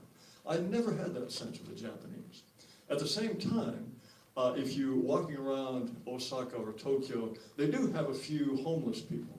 In the United States, if you're living in a cardboard box, you probably can't read. But the Japanese bum who lives in a cardboard box, he's sitting there, he's scrounged up a copy of some intellectual journal, and he's reading away. And so I always got the impression in Japan that they may have a higher average IQ, but the standard deviation is not as great. So they don't have the really powerful minds, they don't have the really weak minds. as far as the question of creativity, that's something that the psychometricians have had a hard time measuring. But I think there may be something else about Europeans, which is best described as a kind of a Faustian desire to go further. We're the people who went to the moon. And I think it is very, perhaps, illustrated by this Admiral Zheng, who, well before Columbus, he had built these enormous ocean-going fleets. They went to Africa and they brought back African animals and things. And then they decided, well, you know, we can let the rest of the world go unexplored. And the emperor ordered Admiral Zheng to burn his entire fleet, and that was that. This is something that I cannot imagine European people doing. European people always wanted to go further, look deeper, look higher. I think there's something about our spirit that makes us certainly the explorers and the inventors and the creators in a way that, in my experience, you just don't find with Asians.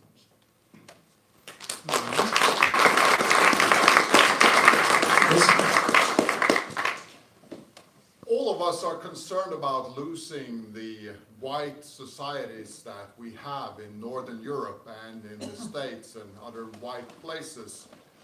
And we will see that as a tragedy happening.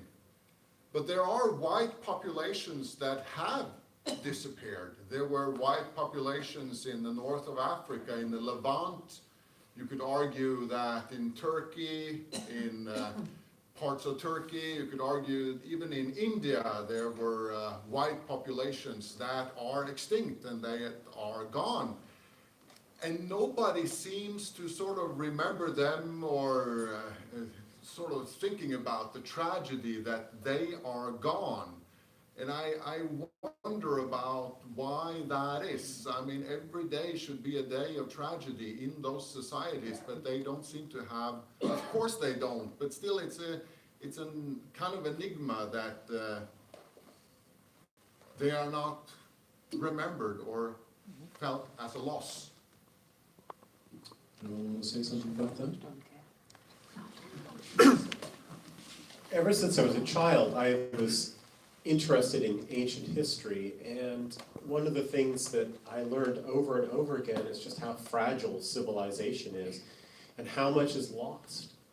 And that sense of tragedy and fragility of civilization is one of the things that's sort of driven me my entire life.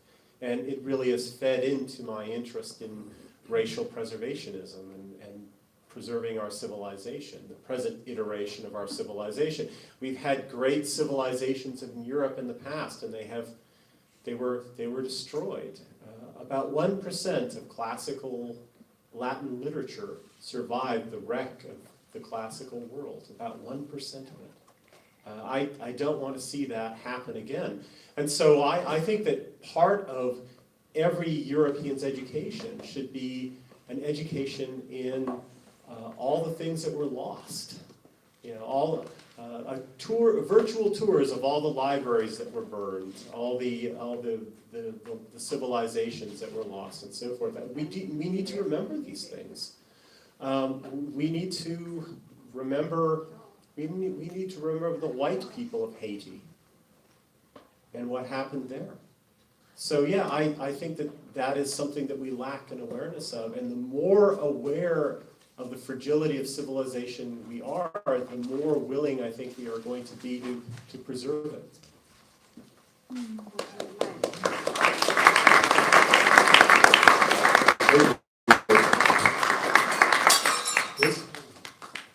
What do you think are some of the major causes of optimism? Because a big problem in the movement is people get depressed, you know, they get black-pilled, they think, you know, they've got the kind of decline of the West mentality. But I think there are a lot of reasons to be confident in the future. I'm just wondering what you think are the major sources of optimism. Sources of optimism, yes. Kuuluuko I noin actually yleisökysymykset? gave a short talk about this in Finland in early summer this year. One of the factors that I focused on is the sort of the winner effect, that if you can achieve small wins, they will accumulate because it's self-reinforcing. Just not have unrealistic goals to start with.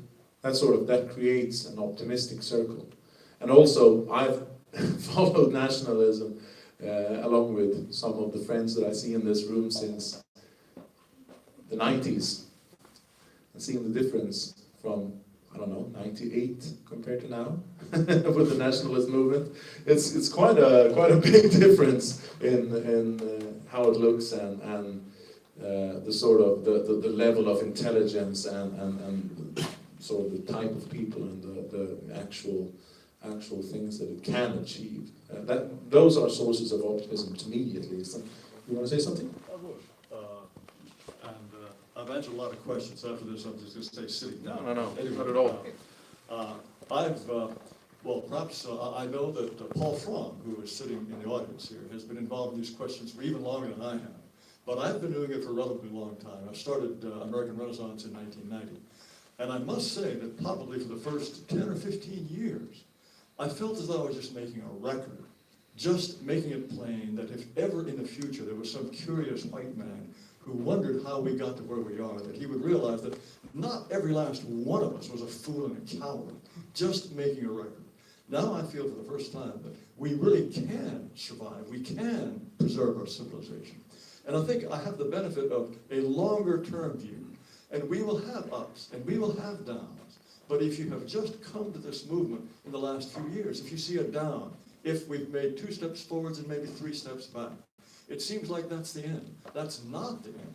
Over the last 20 years, and I'd like to know what Paul thinks about this, I see a really burgeoning movement, more and more people springing up everywhere, all across this worldwide neighborhood of Europeans, who see our crisis in almost exactly the same terms, who are thinking strategically the way Flody's been talking about. I'm very, very encouraged. And I think that comes from having seen such a long span in which we were doing essentially nothing.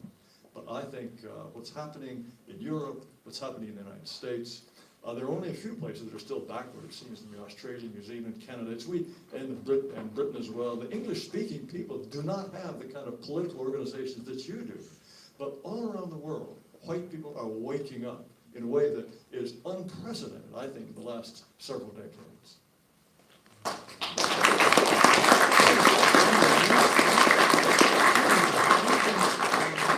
I think a lot about optimism. I am an optimistic person, but I think it's partly due to my constitution, and it might be entirely irrational.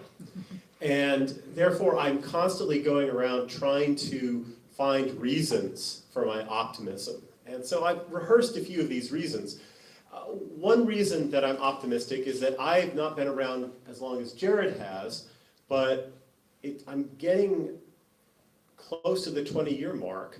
And in almost 20 years of being involved in this scene, the quality and quantity of the people that I see has been dramatically increasing. We're getting more people and better people and younger people, and that's tremendously encouraging.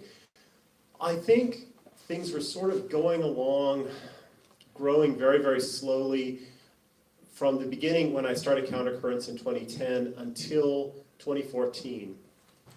And in 2014, I saw dramatic changes taking place. There were a couple of things that were driving that. One is the Black Lives Matter movement in America, the Trayvon Martin case, the Michael Brown case, the outrageous lies that were being told about racism, and the whipping up of hatred against white people was so obvious to a lot of people that they started searching for solutions. And they were coming towards us. And then the migrant crisis began in Europe. And people that I knew who had never uttered a sensible political thought in their entire lives were suddenly coming out with things like, "This is terrible, this will be the end of Europe." And it was like, where did you learn to think things like that? And it made me aware that we're not monsters, really. The ethnocentric people are not monsters. We're just ahead of the curve. We're more sensitive to ethnic displacement than other people. But They're constituted in the same way that we're constituted. Ethnocentrism is hardwired into every human brain. We're just more sensitive. And that means that we're sensing these problems first, but other people are capable of sensing them, and they are coming behind. Now, the main thing that makes me think that we have a bright future as a movement ahead, and then if we can parlay that into victory, a bright future as a race, is that the people who are driving you towards us, the establishment, the multicultural establishment, is not backing off.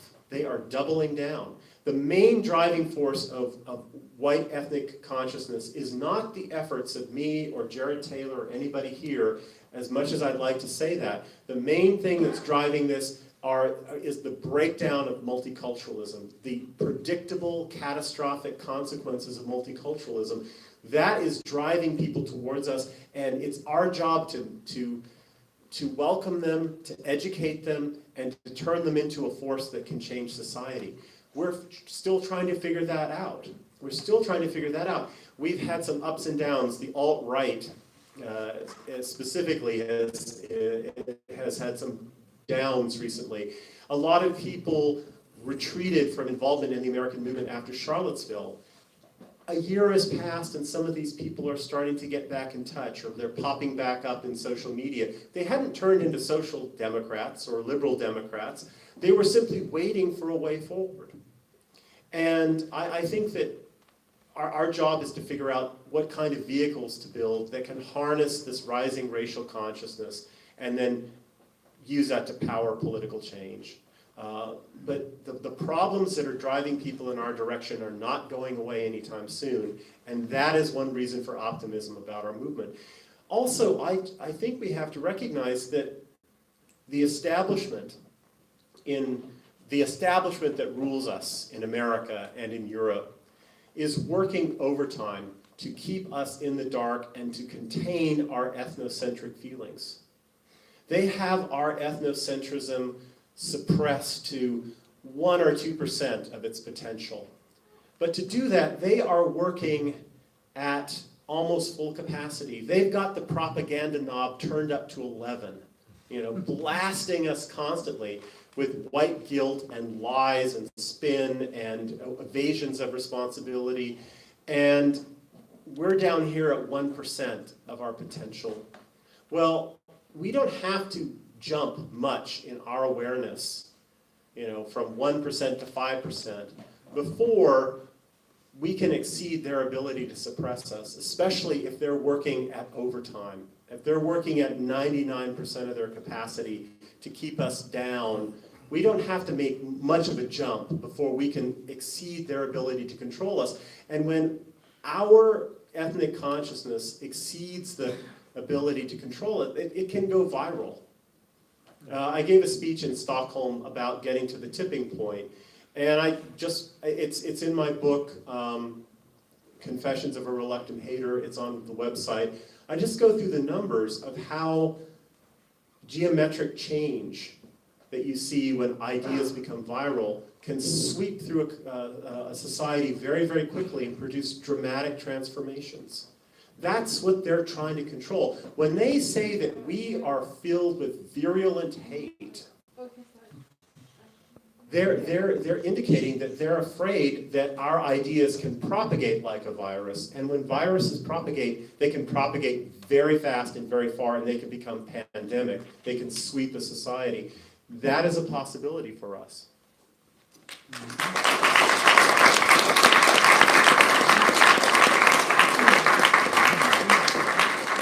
I understand that we need to be motivated with optimism. And I realize that there's a raising awareness of the problems.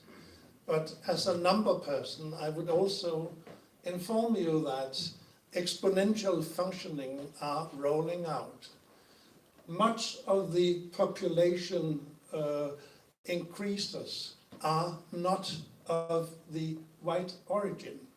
So it means that we are fast moving on a curve where we were the majority to by time we go up and suddenly we are a minority. And it's not enough to be aware of that. We have to develop strategies to analyze this situation quite carefully and to devise means to counter it. It's not enough to be happy that we are aware of it. We have to be more specific. And I think that is a problem that we have to encounter. When we look at Sweden, they are, in my opinion, very close to the point of no return, because they have so many immigrants that are voting left, that by democratic means they can take over Sweden. And Germany, France, England, or Britain, or so on, and also Denmark is approaching these steeply rising curves. And you should remember that not very long ago, I think it was in 1933, there was a person, Goebbels, who said, we can take over democracy by using democracy. Good feelings are not enough. Thank you. Anyone else want to say something about this issue? Other questions? Yes? Yes. When we are kicked out of YouTube, because someday there is no YouTube and our groups don't have that kind of channel, where we go? Okay, so when Suomesta people like us are kysymys. kicked out of YouTube and social media, what happens then? Where do we go? We go somewhere else. We make our own. We make our own. And? We have GAP and the VK. But we don't reach any normies with this platform. Enough knowledge. Anyone want to elaborate on that, or should we move on? Is it a... There's a question, maybe Okay, yes? Yes, well, I would elaborate and also maybe substantiate a bit. What we have done, and I like the panel's view on that, is we are the only ethnic nationalist party in Denmark at all. And we were totally shunned by mainstream media. Nobody said anything about us. And Facebook deleted our pages, and we were left with no channel at all. So what we did was we went to the streets. So we went to all the neighborhoods where the people that are not Danes, that must be thrown home to their shithole countries, where they live. And then we filmed everything that happened, and they reacted like people would react when they had a very poor, bad culture and very low IQ. So they reacted with great violence, and we reacted like ethnic Danes do, with great calm and democratic demeanor. And that was filmed, and that was put out on YouTube and everywhere else. So what is the panel's view on that? Because that's the only thing we could do, because everybody was silent about us. And eventually now the situation is that even mainstream media has to report about us, because it's gone everywhere. Sounds like some of Jonathan Rockwell's tactics of breaking through the paper curtain. Tämä oli se tyyppi, I joka saw the video. I thought it was great work. It took a lot of physical courage to do that. Yeah, in answer to the question, what happens if they deplatform us in one place, we figure out something else. I don't think they're going to be able to completely strangle our ability to get the word out to people. I do think the internet frightens them. It frightens them a lot. But the main reason they're frightened by it is because, well, it's like Sauron's ring, okay? Or it's like the drugs that junkies are dependent on, because they're dependent on it. They're deeply dependent on the internet, their economy, their media. Their very existence is caught up with this technology, yet it has come to their attention that they cannot fully control it, and that if they cannot fully control it, it will kill them. That is basically the relationship that every junkie has to heroin, right? They can't live without it, and they know it's going to kill them someday. And it's amazing that people never kick the habit, right? The levels of delusional behavior that human beings are capable of when they're highly motivated by addictions is pretty breathtaking. Very few of them ever recover. And I think that's I'm hopeful for that. They can't shut us out of the internet without shutting the internet down, and they cannot survive by shutting it down at this point. So I think it's just going to be whack-a-mole. They're going to whack us in one platform, and then another platform will spring up and so forth. There is a rising resentment against this. There's rising talk of regulation. Our president is tweeting about this and so forth. I'd like to see more than just tweeting. I'd like to see legislation. I think it's possible. I think it's possible. If we can get a censorship-free YouTube platform that's monetizable, that in itself could be the basis of a revolution. And when they deplatform people with followers the size of Alex Jones, if they deplatform PewDiePie, right, he has enough followers on YouTube that he could instantly populate a YouTube alternative that could take off and get around the problem of any of these attempts to create a new YouTube, which is that they never get enough population on them to actually take off. So I think that there's a lot of hope in this area. There will always be options in the World Wide Web unless they just shut it down, and they can't shut it down. They would die without it. So it's going to kill them, basically. It's going to kill them, and that's all I can say. And I thought what you did was fantastic, by the way. Frody shared it with me, and I shared it with a bunch of other people. So, yeah, you've got ice water in your veins. I would not have been able to do that. Yeah, so it's a big show. Very good. Well, the man in the back first. A couple of days ago, I saw some videos from Germany. One was with alt-right people, presumably marching in the streets, screaming about National Socialism. And the other was about a German man speaking to a group of people, asking them in German if they would stay bleating sheep or if they would become wolves to spread them. I would like to know how, as leading figures in the alt-right movement, how do you intend to keep the movement spiraling out of control and becoming hyper tribalistic in the vein that would result in violence and other nastiness? Right. The question is how to keep the nationalist movement in a productive vein, I guess. You want to talk about that? I just want to say that the bar outside will be open for another 50 minutes. So if you want to get anything, you should do that. We'll just continue this discussion, and then we'll finish in about 30 minutes. So just So, Chris. Yeah, well, the short answer is we don't have a problem with hyper-tribalism, with violence. The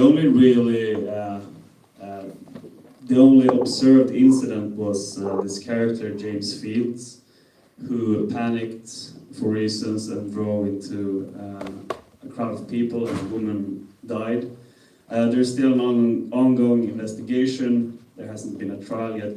We have had zero problem with any form of violence in Sweden, for instance. I haven't heard of any sort of hyper-tribalistic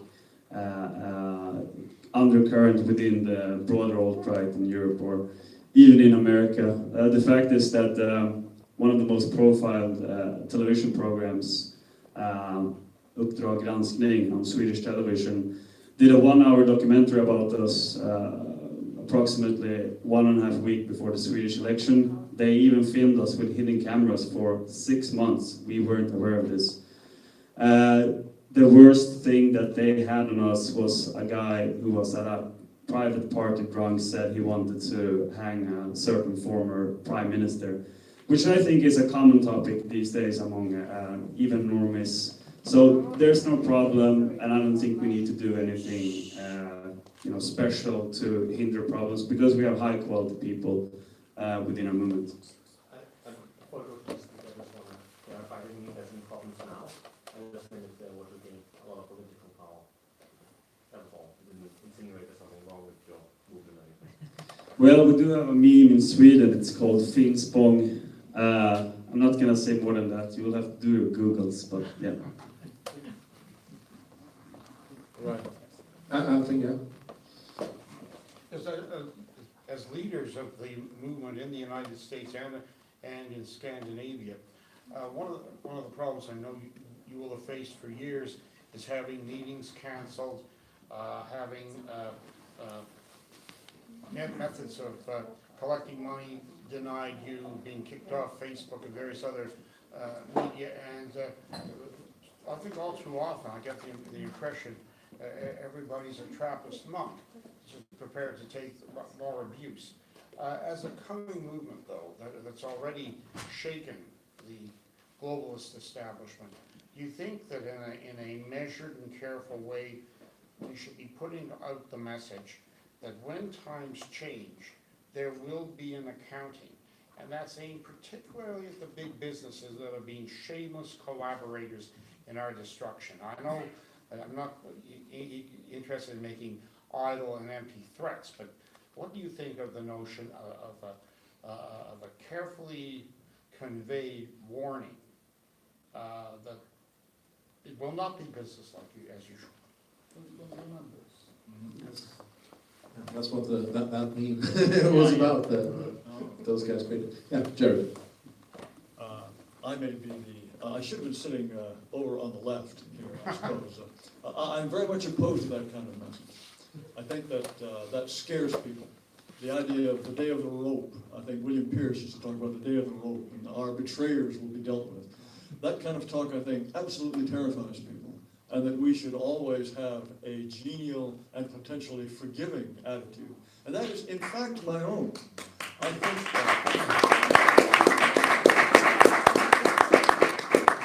when we see the terrible suicidal things that so many of our people do, especially white women, these women who devote themselves to helping refugees, and then they're raped and murdered by some refugee. Or Amy Beale, the American who went to South Africa.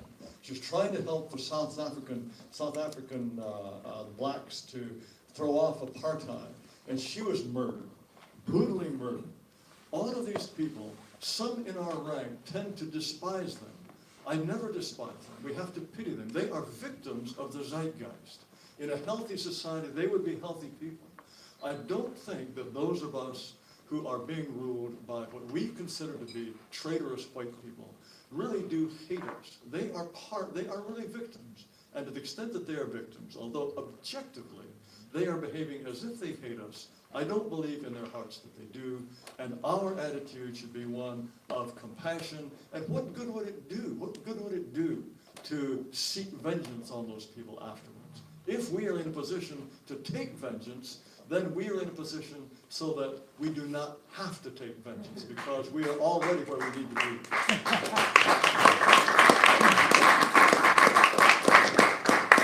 Do you have a question? Oh, yeah. That's just about the demographics.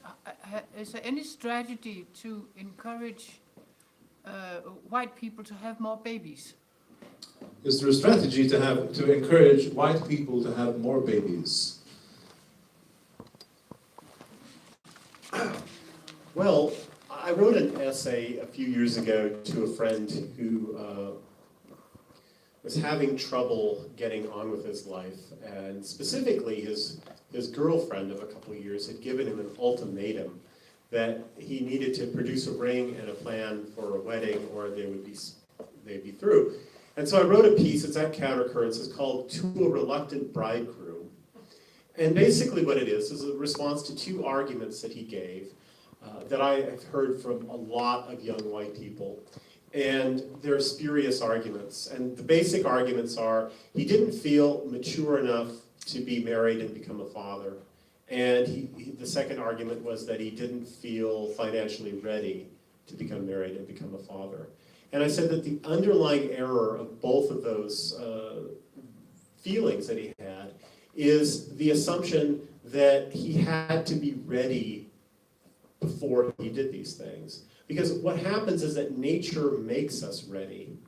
A lot of people, and we are not programmed I do not believe there is a biological instinct to have babies, per se.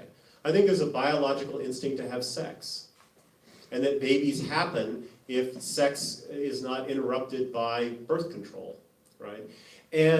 But especially white people who are highly conscientious, as soon as we have control over as soon as we have birth control, we allow our conscientiousness to run amok, and we think, well, it would be wrong of me to have a child before I'm mature enough to take care of them. And we don't understand that actually one of the main things that causes women and men to mature enough to become parents is actually becoming parents. Right? So if you don't feel ready to be a parent, that's probably because you haven't become one yet, right? And if you simply throw away the condoms and the birth control pills and see if you can actually create life, lo and behold, you will suddenly discover that you're ready. And I've given this little speech to a lot of people who, well, they've started families, right? So I think one of the things that paralyzes us, and this is part and parcel with our hyper-altruism, is our hyper-conscientiousness and our willingness to overplan and overthink things. Honestly, nature makes it possible for us to be parents. And when we need to be ready, suddenly we are ready. We have the hormones kick in, right? Things that seemed really important no longer seem important anymore because there's a new life on the way. And nothing focuses the mind in your job quite like having a child to support. And sure enough, he got over these difficulties, and he's married, and he's going to start a family soon. So I do think that we need to just deconstruct a lot of the nonsense that we're told about what the responsible behavior is to start a family. So that's one suggestion. The other thing is the state can do a whole lot to encourage people, but we have to have state power first. But even like leftist states, like in Slovenia, I recently was in Slovenia. Slovenia, which has a very left-wing cultural establishment, somehow has very pro-family policies. If a couple needs in vitro fertilization to conceive, the government will pay for that up to 6 times. These are great policies, and there are lots of little kids in Slovenia too. I don't know if they have an above replacement birth rate, probably not yet. But there are things that the states can do. So if you have the ability to influence state policy, even on a small jurisdiction, you should do that. But I think a lot of what we have to do is just, since we don't have political power, is we have to identify the attitudes and hang-ups that cause a lot of people who are fertile and young and have, make great parents, just not to do that. And so anyway, that's one thought. Thank you.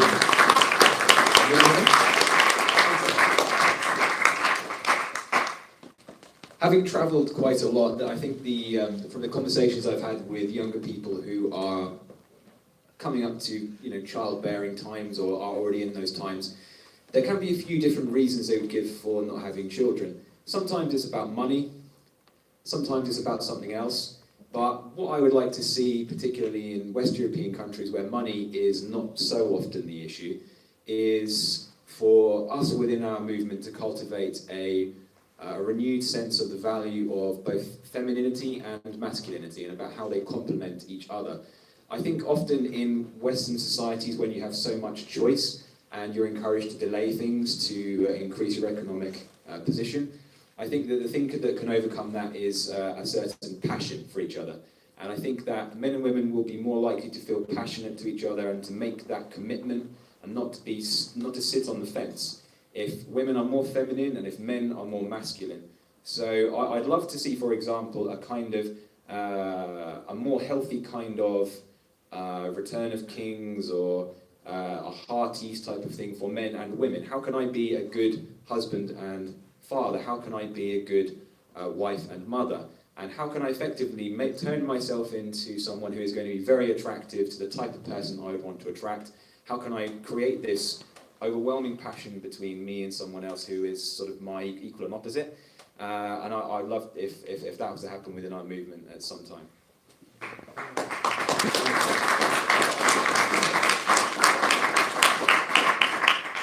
I would just like to point out that there is a website called whitedate.net, and there is a banner for them at amren.com. And this is for people who are racially conscious white people who do wish to have families and children. There are many ways that we can go about this, and that's one of them that I would recommend to those of you who are not yet married. I would also add, I think part of the message of a healthy society is how wonderful it is to have children. I was a reluctant father. I didn't become a father until I was 42 years old. But now I have 2 daughters. I wish I'd had 5 children. It's the most wonderful thing in the world. So those of you who have not experienced, especially men, it really is the greatest thing you will ever do is to have children.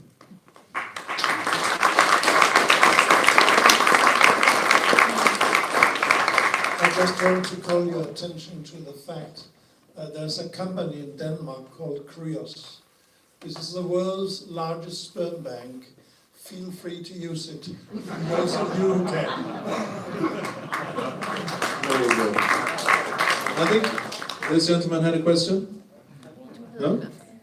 Did you have your hand up? Well, I think it was about the vengeance on the day after Rome. I think people, if we just study history, people will learn that if we don't do the right thing, vengeance will happen eventually. It was also what Greg said about studying the falls of certain civilization or how people disappeared.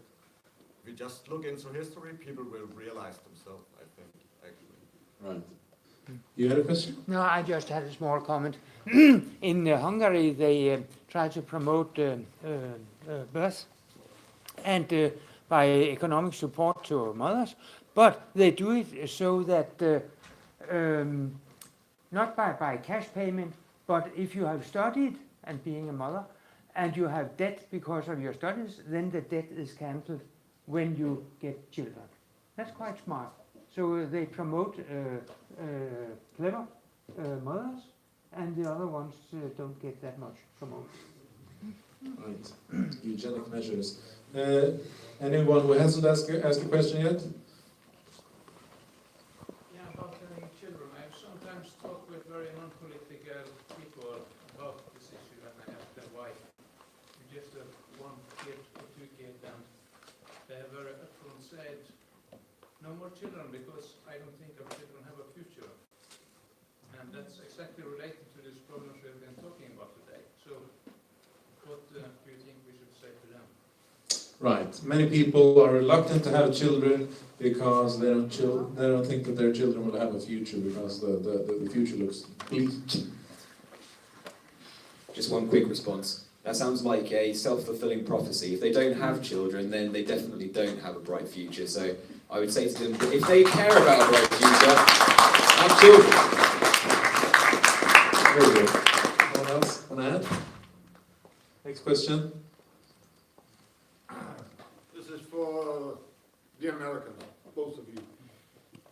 President Trump, do you think he has a white, maybe a hidden white agenda, or is he merely a politician? Do you think Trump, does he have an agenda on our cause? I've never met Donald Trump. I have never had a conversation by telephone with him. All I know about him is from what I observed from afar. But I do not think that he has a real white racial consciousness. I think he has an instinct as a patriotic American. And he is not befuddled by all the propaganda to the point that he does not realize that Muslims, for example, don't fit in very well in the United States. And he's not so befuddled as to think that when illegal immigrants come into the United States and go on welfare, that is some glorious addition to cultural enrichment and beautiful diversity. He is reacting, I believe, in just an instinctively civic, nationalist, American patriotic way. But I suspect that he has never, ever thought systematically about anything except maybe New York State real estate and maybe trying to attract women. So as far as the demographic future of the United States, what race really means in terms of biology, my suspicion is that he's never thought about those things seriously in his life. Do you disagree, Greg? Well, he has made comments about IQ and eugenics and things like that. So Donald Trump is a very, very smart man. He's sometimes inarticulate, and I think that gives you the impression that his brain is disorganized, perhaps. But I do think he's a very intelligent man. I think he's thought about a lot of things. I think that if, 20 years ago, he was in our company and we wanted to talk about these things, he wouldn't get up from the table and exit quickly for fear of being seen with us or something like that. I do think that he has a more open mind on these sorts of issues than any other Republican president in, my lifetime, certainly. So, I do believe there are people around Trump who think even more consciously and deliberately about these sorts of things. I just feel like his administration has been deflected from the most important things. The most important thing is getting a handle on immigration, building the wall, deporting as many people as possible, and purging the electoral system of dead people, fictional people, and illegal aliens. And he's got to do that if he's ever going to get reelected. And I do believe on some level he recognizes that demographics is destiny, and that white demographic decline equals the end of the Republican Party and the end of anything good about America. So we'll see if he's got the strength to actually do something about it, because all the forces in Washington, including lots of people in his administration, are at cross purposes with that agenda, unfortunately. Thank you. I think we'll take one last question. We're running out of time. Anyone who hasn't asked a question yet, who wants the opportunity? Yes? I've already asked one. Yeah, I know. I know there's, coming from England, there isn't really much, there isn't an organisation that's set up to really promote anything like this, but I think a lot of the trouble is it attracts a lot of idiots who just end up ruining their lives and ruining it for everyone else by saying stupid things, getting arrested. And I think the way the legal system looks today, it looks as the whole organisation's tarnished then. And there's this massive guilt by association fallacy, which then if you set anything up, you're then held responsible for something someone else did. And I just see so many young people ruining their lives by getting attracted to these radical organisations. Lawyers who could have been representatives for our people end up saying something silly, and then they can't work or something like that. And that obviously burdens them financially and things like that. So basically, how do we set something up and not attract idiots?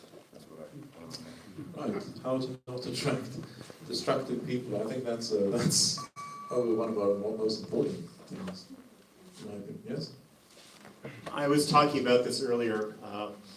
We have to have enough faith in our message to recognize that when certain marginal people, certain little stray dogs of humanity show up on our doorstep, we shouldn't take them in and coddle them, because if we really believe in our message, we should believe that every defective person that we take in and coddle is repelling 100 better people. And that's something that I've seen again and again in the nearly 2 decades that I've been involved. And I've been guilty of it because it gets lonely. Anybody who's woke on these subjects and is willing to talk about them, you want to sit down and talk about them. But then you have to recognize that there are a lot of sincere kooks and cranks, a lot of sincere people who are not presentable, a lot of sincere people who have impulse control problems and so on and so forth. And you want to kind of keep them away from the camera, right? You want to keep them away from the public. And we need to do that. Otherwise, you create I can't count the number of times that sensible younger people that I have ushered into our meetings have come across some seedy old guy handing out these mimeograph pamphlets that are like handwritten with like hideous cartoons on them and things like that, and they take these things and they think, oh my God, I'm among madmen, right? And they back slowly out of the room. We have to be careful about that kind of stuff. So yeah, we just have to be elitist. We have to be elitist. And we have to be elitist because we recognize that our message can appeal to all of our people, including the best of our people. And the more above average people we have in our movement, the quicker we're going to win. And we want to represent the interests of all of our people, including some people who are a little marginal and a little goofy and not ready for prime time. I don't disdain them. They're part of our racial family. But we have to be very, very sensible and keep some of these people out of the limelight. And also mentor them a bit and say, look, you're making us look bad. We've just got to be able to say that to people. Look, you're making us look bad. You're shaming the team. You're letting down the team. And I think that if we're willing to do that, we'll go a lot further. A lot of times we're just afraid to say anything critical to anybody because we're afraid they'll leave. In some ways, that would be the best outcome. But anyway, Jared, do you have any thoughts on this? You've always kept a really high tone in your meetings. Well, I like to think the best way not to attract idiots is not to be an idiot. That's the first thing. And I don't often quote Lenin approvingly, but he said when it comes to revolutionaries, better fewer, but better. I think he's absolutely right about that. And we have to be ruthless about keeping the cranks and the weirdos and the repulsive people away. Because, as I think Forty was saying, one of them will drive away 10 or 100 people who are good people. One thing I will say is that it's my generation that tends to have more of the cranks and the people, the funny-looking people in ill-fitting clothes with oddball ideas. It is more younger people. I meet so many younger people that I find extremely impressive. And I sometimes wonder, what's wrong with my generation? Why is it that we are the weirdos? I think perhaps it had to do with when I was younger and first becoming acquainted with these ideas. You had to write off to obscure P.O. boxes in Olathe, Kansas, or you had to search around in very, very dusty corners of university libraries to get any kind of information about these things. These days, it's much easier. Just a few mouse clicks away. You have well-elaborated worldviews recommended and the kind of website that Greg is running. You can just stumble into a complete worldview that's sensible, that's persuasive. It's made it much easier. But I think also reality is the most powerful red pill, as Greg was suggesting. Black Lives Matter. And so all of these perfectly normal people, in my generation, you had to be weird to begin with, even to have an interest in these ideas. Now I think these ideas are so compelling and so obvious. We face so many double standards, so many crises, that it's much easier for attractive, young, and smart people to see the light and come into our movement because they realize what's at stake. Thank you very much for that.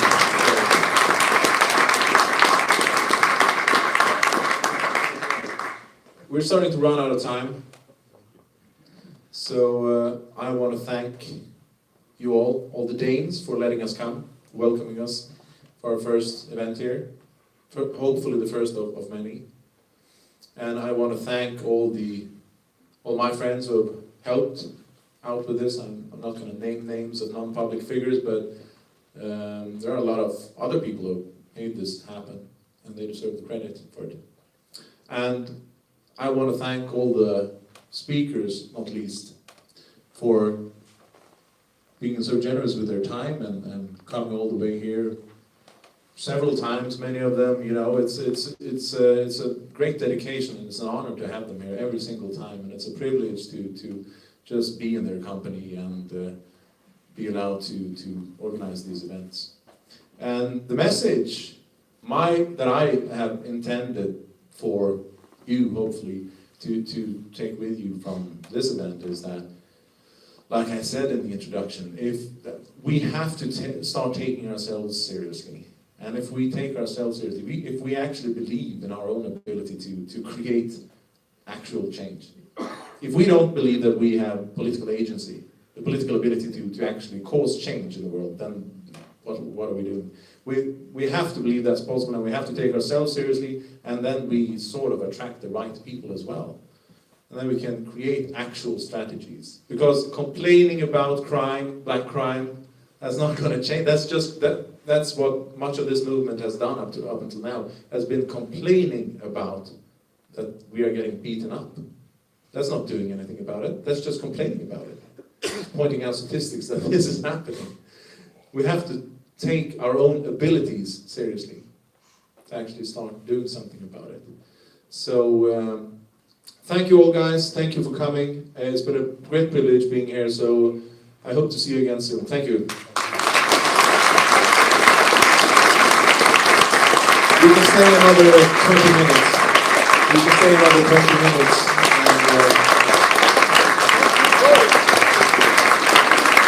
And, thank you, Joey.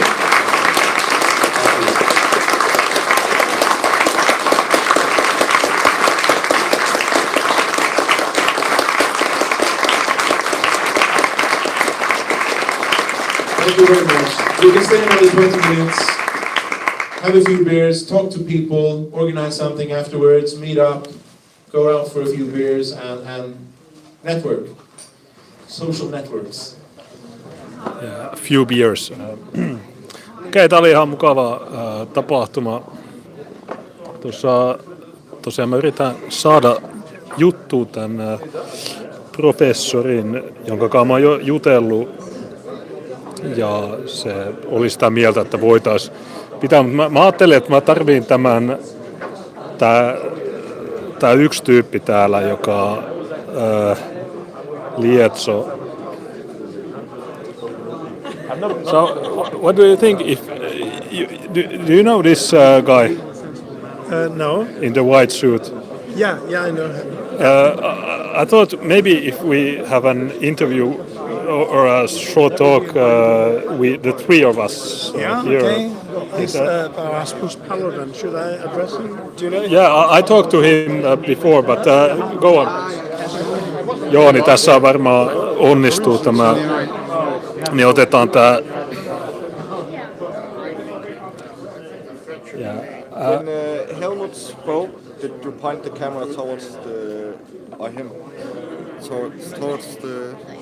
When Helmuth spoke, he referenced. He pointed a lot. So did you point the camera towards him, or? At moments I took the slides, and at moments I changed. Because we really need some good footage of him talking, like where we can see what he's talking about.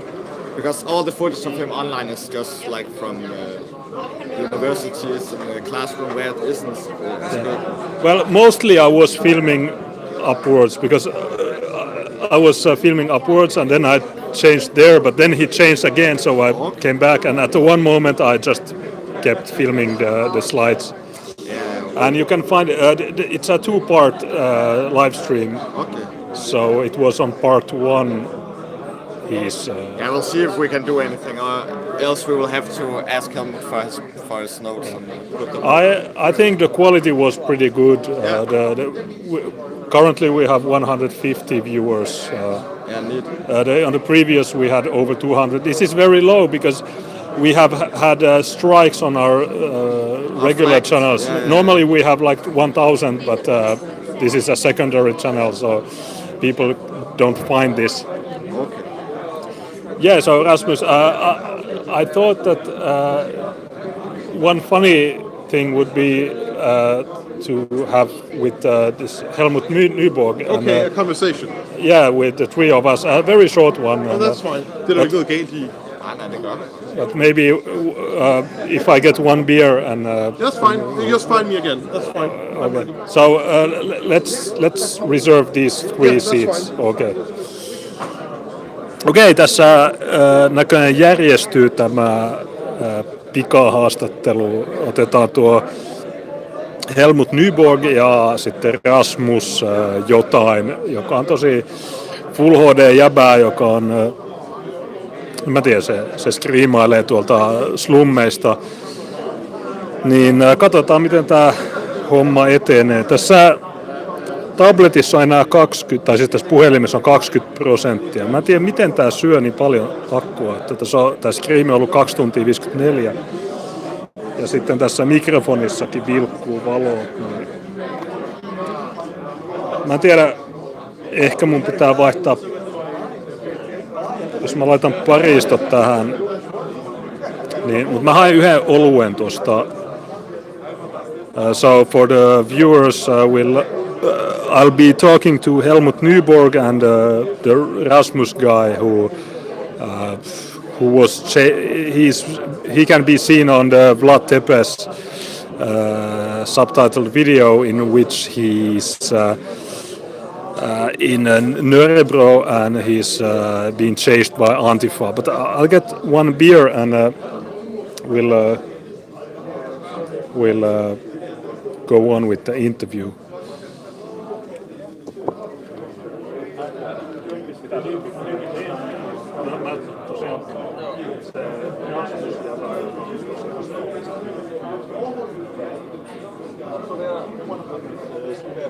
On, mutta me jatketaan tuossa.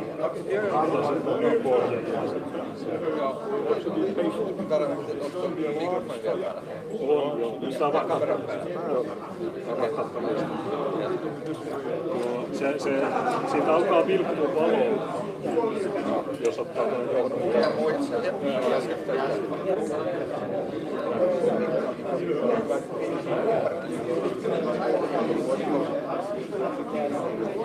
Tietää, että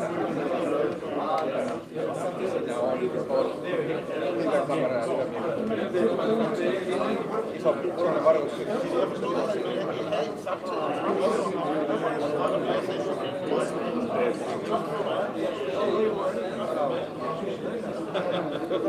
Se on tosiaan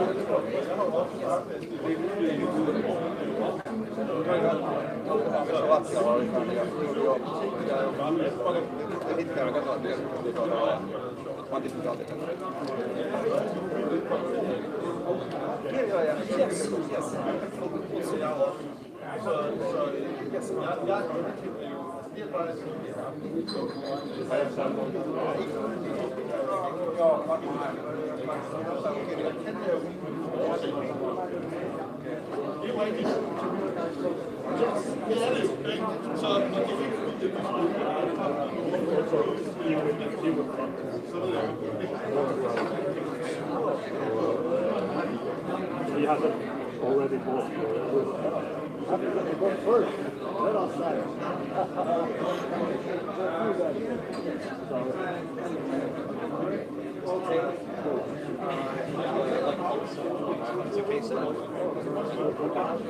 Just get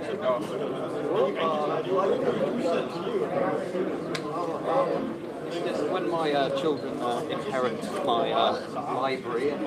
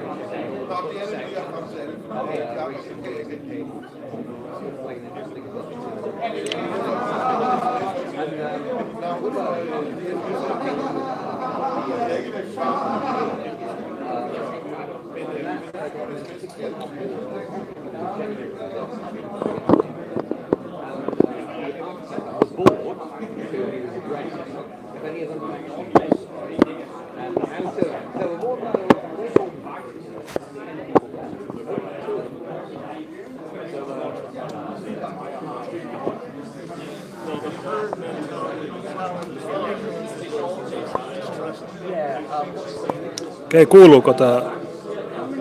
Kuuluuko? Joo. Mä vaihdoin akut tähän mikrofonin. Tää vilkkuu silti, en tiedä miksi.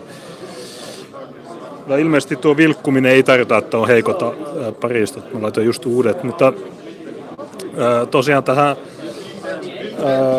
joo, meillä on tässä 2 erittäin hurjaa tanskalaismiestä, jotka just otetaan tähän pikahaastikseen.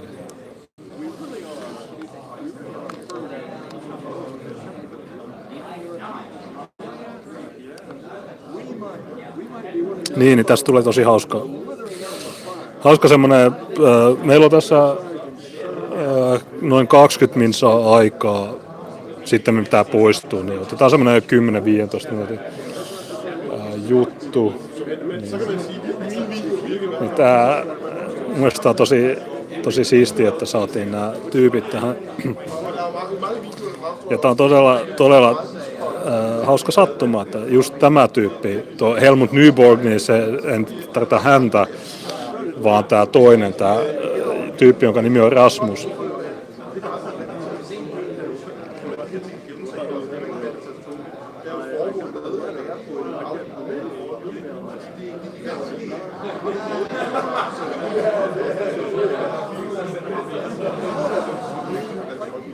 Tällä tilaisuudessa myydään paljon kirjoja, ihmiset ostaa niitä. Ja tässä, mutta tosiaan Helmuth Nyborg, se genetiikan tai joku professori, mä kysyn tarkemmin siltä tuossa haastattelussa. Ja sitten tämä tyyppi, joka sanoi, että ne perusti Tanskan etnonationalistien puolueen. Hän kysyi, että miten se eroaa siitä Dansk Folkepartista ja niin edelleen. Tästä tulee ihan hyvä setti. Ja muutenkin tässä puhelimessa on enää 20% akkuu. Niin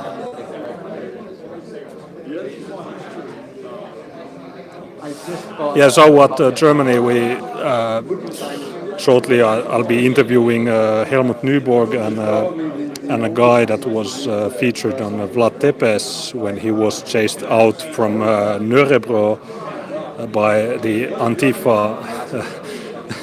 So it's going to be a funny, very short talk on these chairs. I will be sitting in the middle, and yeah, it's a very informal talk. It's not an interview; it's just a talk.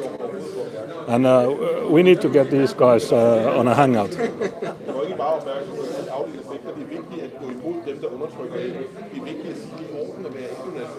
Hey, you dropped something. You dropped your. It's okay. It's okay to be what you. I'll show it on the video. No. Well, it's not a problem. Yeah, no. Okay.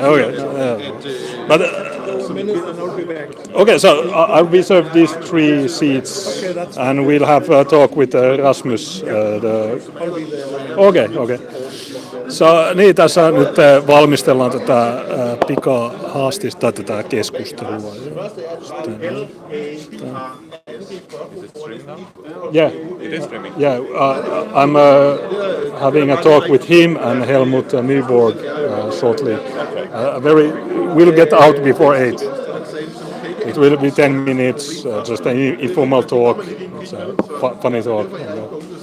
Did you get any viewers?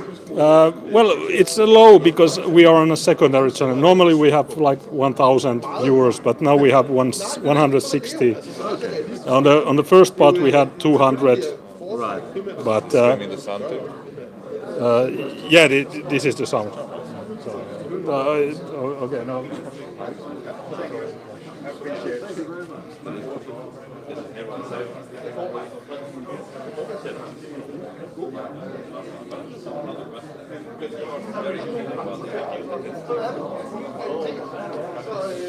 Joko Nyborg kävi ulkona, mä en tiedä hakeeko sekin bissen, mutta kohta otetaan tää.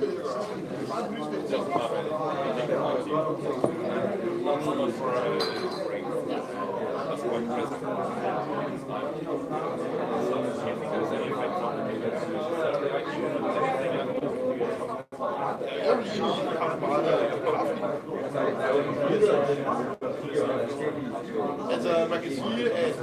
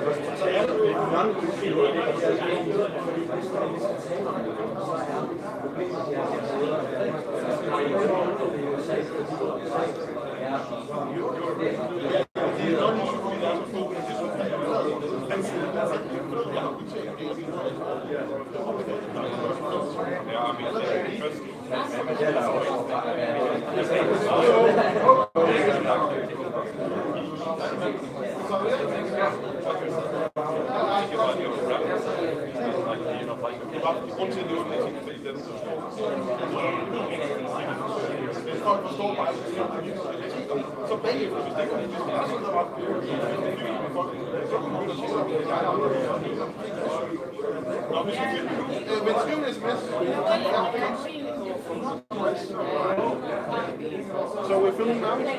Yeah. Okay, good.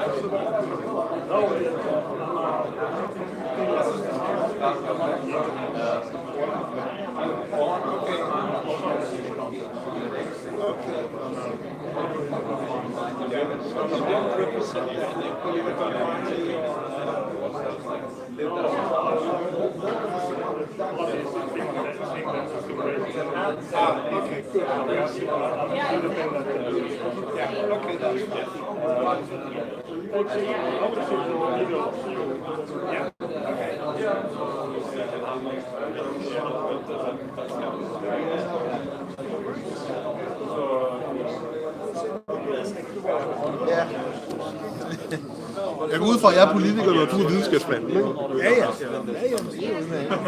Okay, so we are live from Copenhagen, and this is the not after party, but this is the Scandza Forum, and we have 10 minutes in this place. So we have Helmuth Nyborg and Rasmus Paludan. Rasmus Paludan, and Rasmus. When I was on the plane from Helsinki to Kastrup, I saw a video where you were in Nörrebro and you were chased out by Antifa. And for some reason you had it was a Vlad Tepes video, which was subtitled in English, and that's why I understood. And it says Danish journalist gets chased out or something. And I got the feeling that you were having the Jewish hat for fun and So you are not really Jewish. You are not a mainstream journalist. I heard from people here that you do lots of live streams from Denmark, and you go and you get into trouble, and well, that's what I do also in Finland. So would you want to shortly explain to our Finnish viewers? Yes, yes.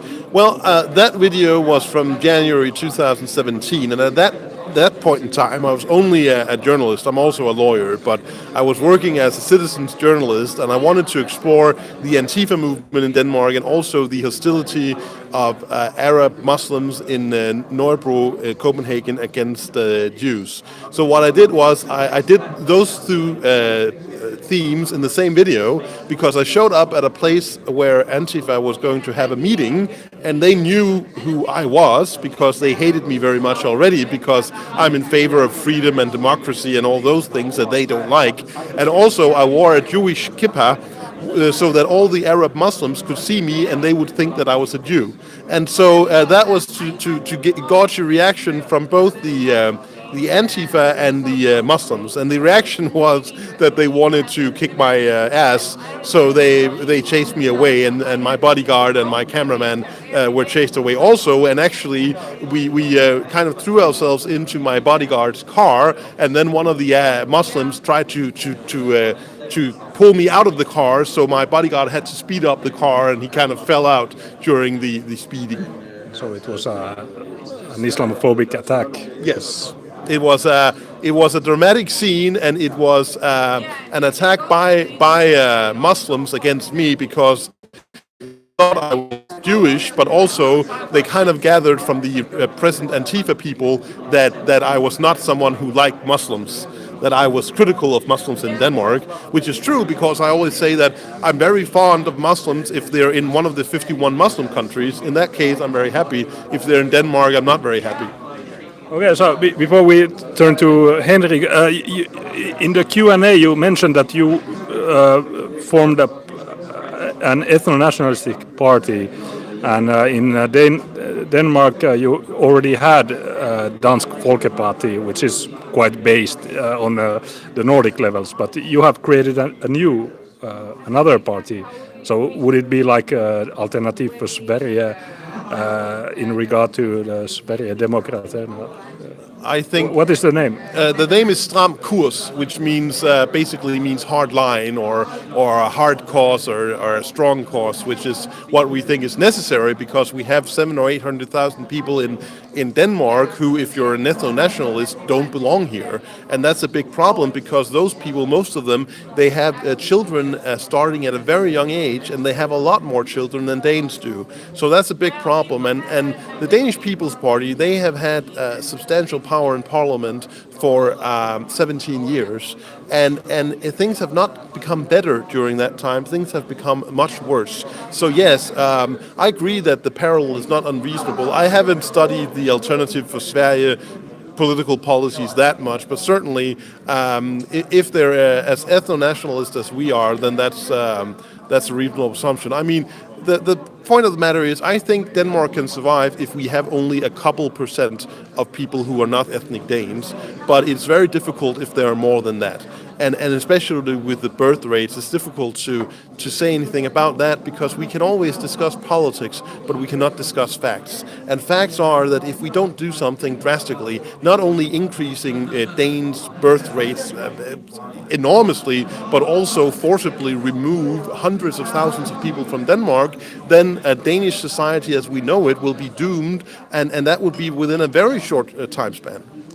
Okay, so there was the Alternative for Sverige. They wanted last Sunday there was the election, and their plan was to expel 500,000 migrants, and well, they didn't get a good result. But as a professor in psychology and such, your presentation was very interesting. But according to the birth rate, I don't know if you know the Canadian guy, Jean-François Gariepi. Have you heard of this name? Okay, so he's a biologist and geneticist, and he said that if some group has 2 children per family and another has 3, it's enough to get rid of the first in 1,000 years or something. So it's very fast, in fact, this replacement thing. But I don't know. Would you want to? We have most of our viewers are from Finland. So, is there anything that you would want to say to them, or? I think it's entirely correct that if you have more than 2.05 children per life, then you are going to increase your proportion in any population. And if you have children below that rate, you're going to disappear. And the distance between those above and those below is dictating how fast this exchange of people is. But it just confirms what Darwin said, that if you are an illusionary winner, you have to stay on the scene, you have to reproduce, you need healthy children, and if you have too few, you will disappear, and there will be an exchange of populations. And that's what's happened right now in Europe. So you have been a professor at Aarhus University here in Denmark, and your findings or your talks have been controversial, and you said that you have sued the Danish state because they wanted to censor you. So and you got money because of this. So do you want to tell more about this? Yeah, I wrote a paper called The Decay of Western Civilization, and it was published in a very internationally peer-reviewed, recognized journal, a professional journal. And then there were some people who asked the publisher to retract the paper because they said it was a fake and there was a lot of errors in it. And I said, no, I will not retract it. And then I sued the people who tried to, and I went to the first a lower court and then a higher court, and they put a letter to the publishing house, and they put up a committee to investigate my case. And there was 4 of the most eminent scientists in the world looking through my paper, and then they asked, could you send the raw material? I said, yes, of course. And after 4 months, they came out and said there was no cheating. And then I sued the committee who said that I have been doing some faulty research. And I won the case, and of course this committee's decision weighed very heavily in. And then I got 200,000 Danish kroner in rebate, and they all went to my solicitor, and they were well deserved because he made an eminent good work on it, so he deserved every cent. Yeah, I really appreciated your speech today. One euro is 7.5 krona, so if someone wants to count how much that is in euros, feel free to do it. But is there an election coming up in Denmark? There's on the train station. We came yesterday, and the only party that is having commercials is the Dansk Folkeparti. So is it on the 30th or? The thing is, Dansk Folkeparti is now aware that I, from a very little party, speaks to hundreds of thousands of young people who are the future voters or already young voters in Denmark. So I can't say that's why they have a campaign now, but it's certainly possible that's the reason, because they want to remind the Danes who are actually the party for Denmark, and that's one possible reason. The elections have to happen for Parliament at the latest June next year, and it's up to the Prime Minister to decide when they happen, but most political analysts agree that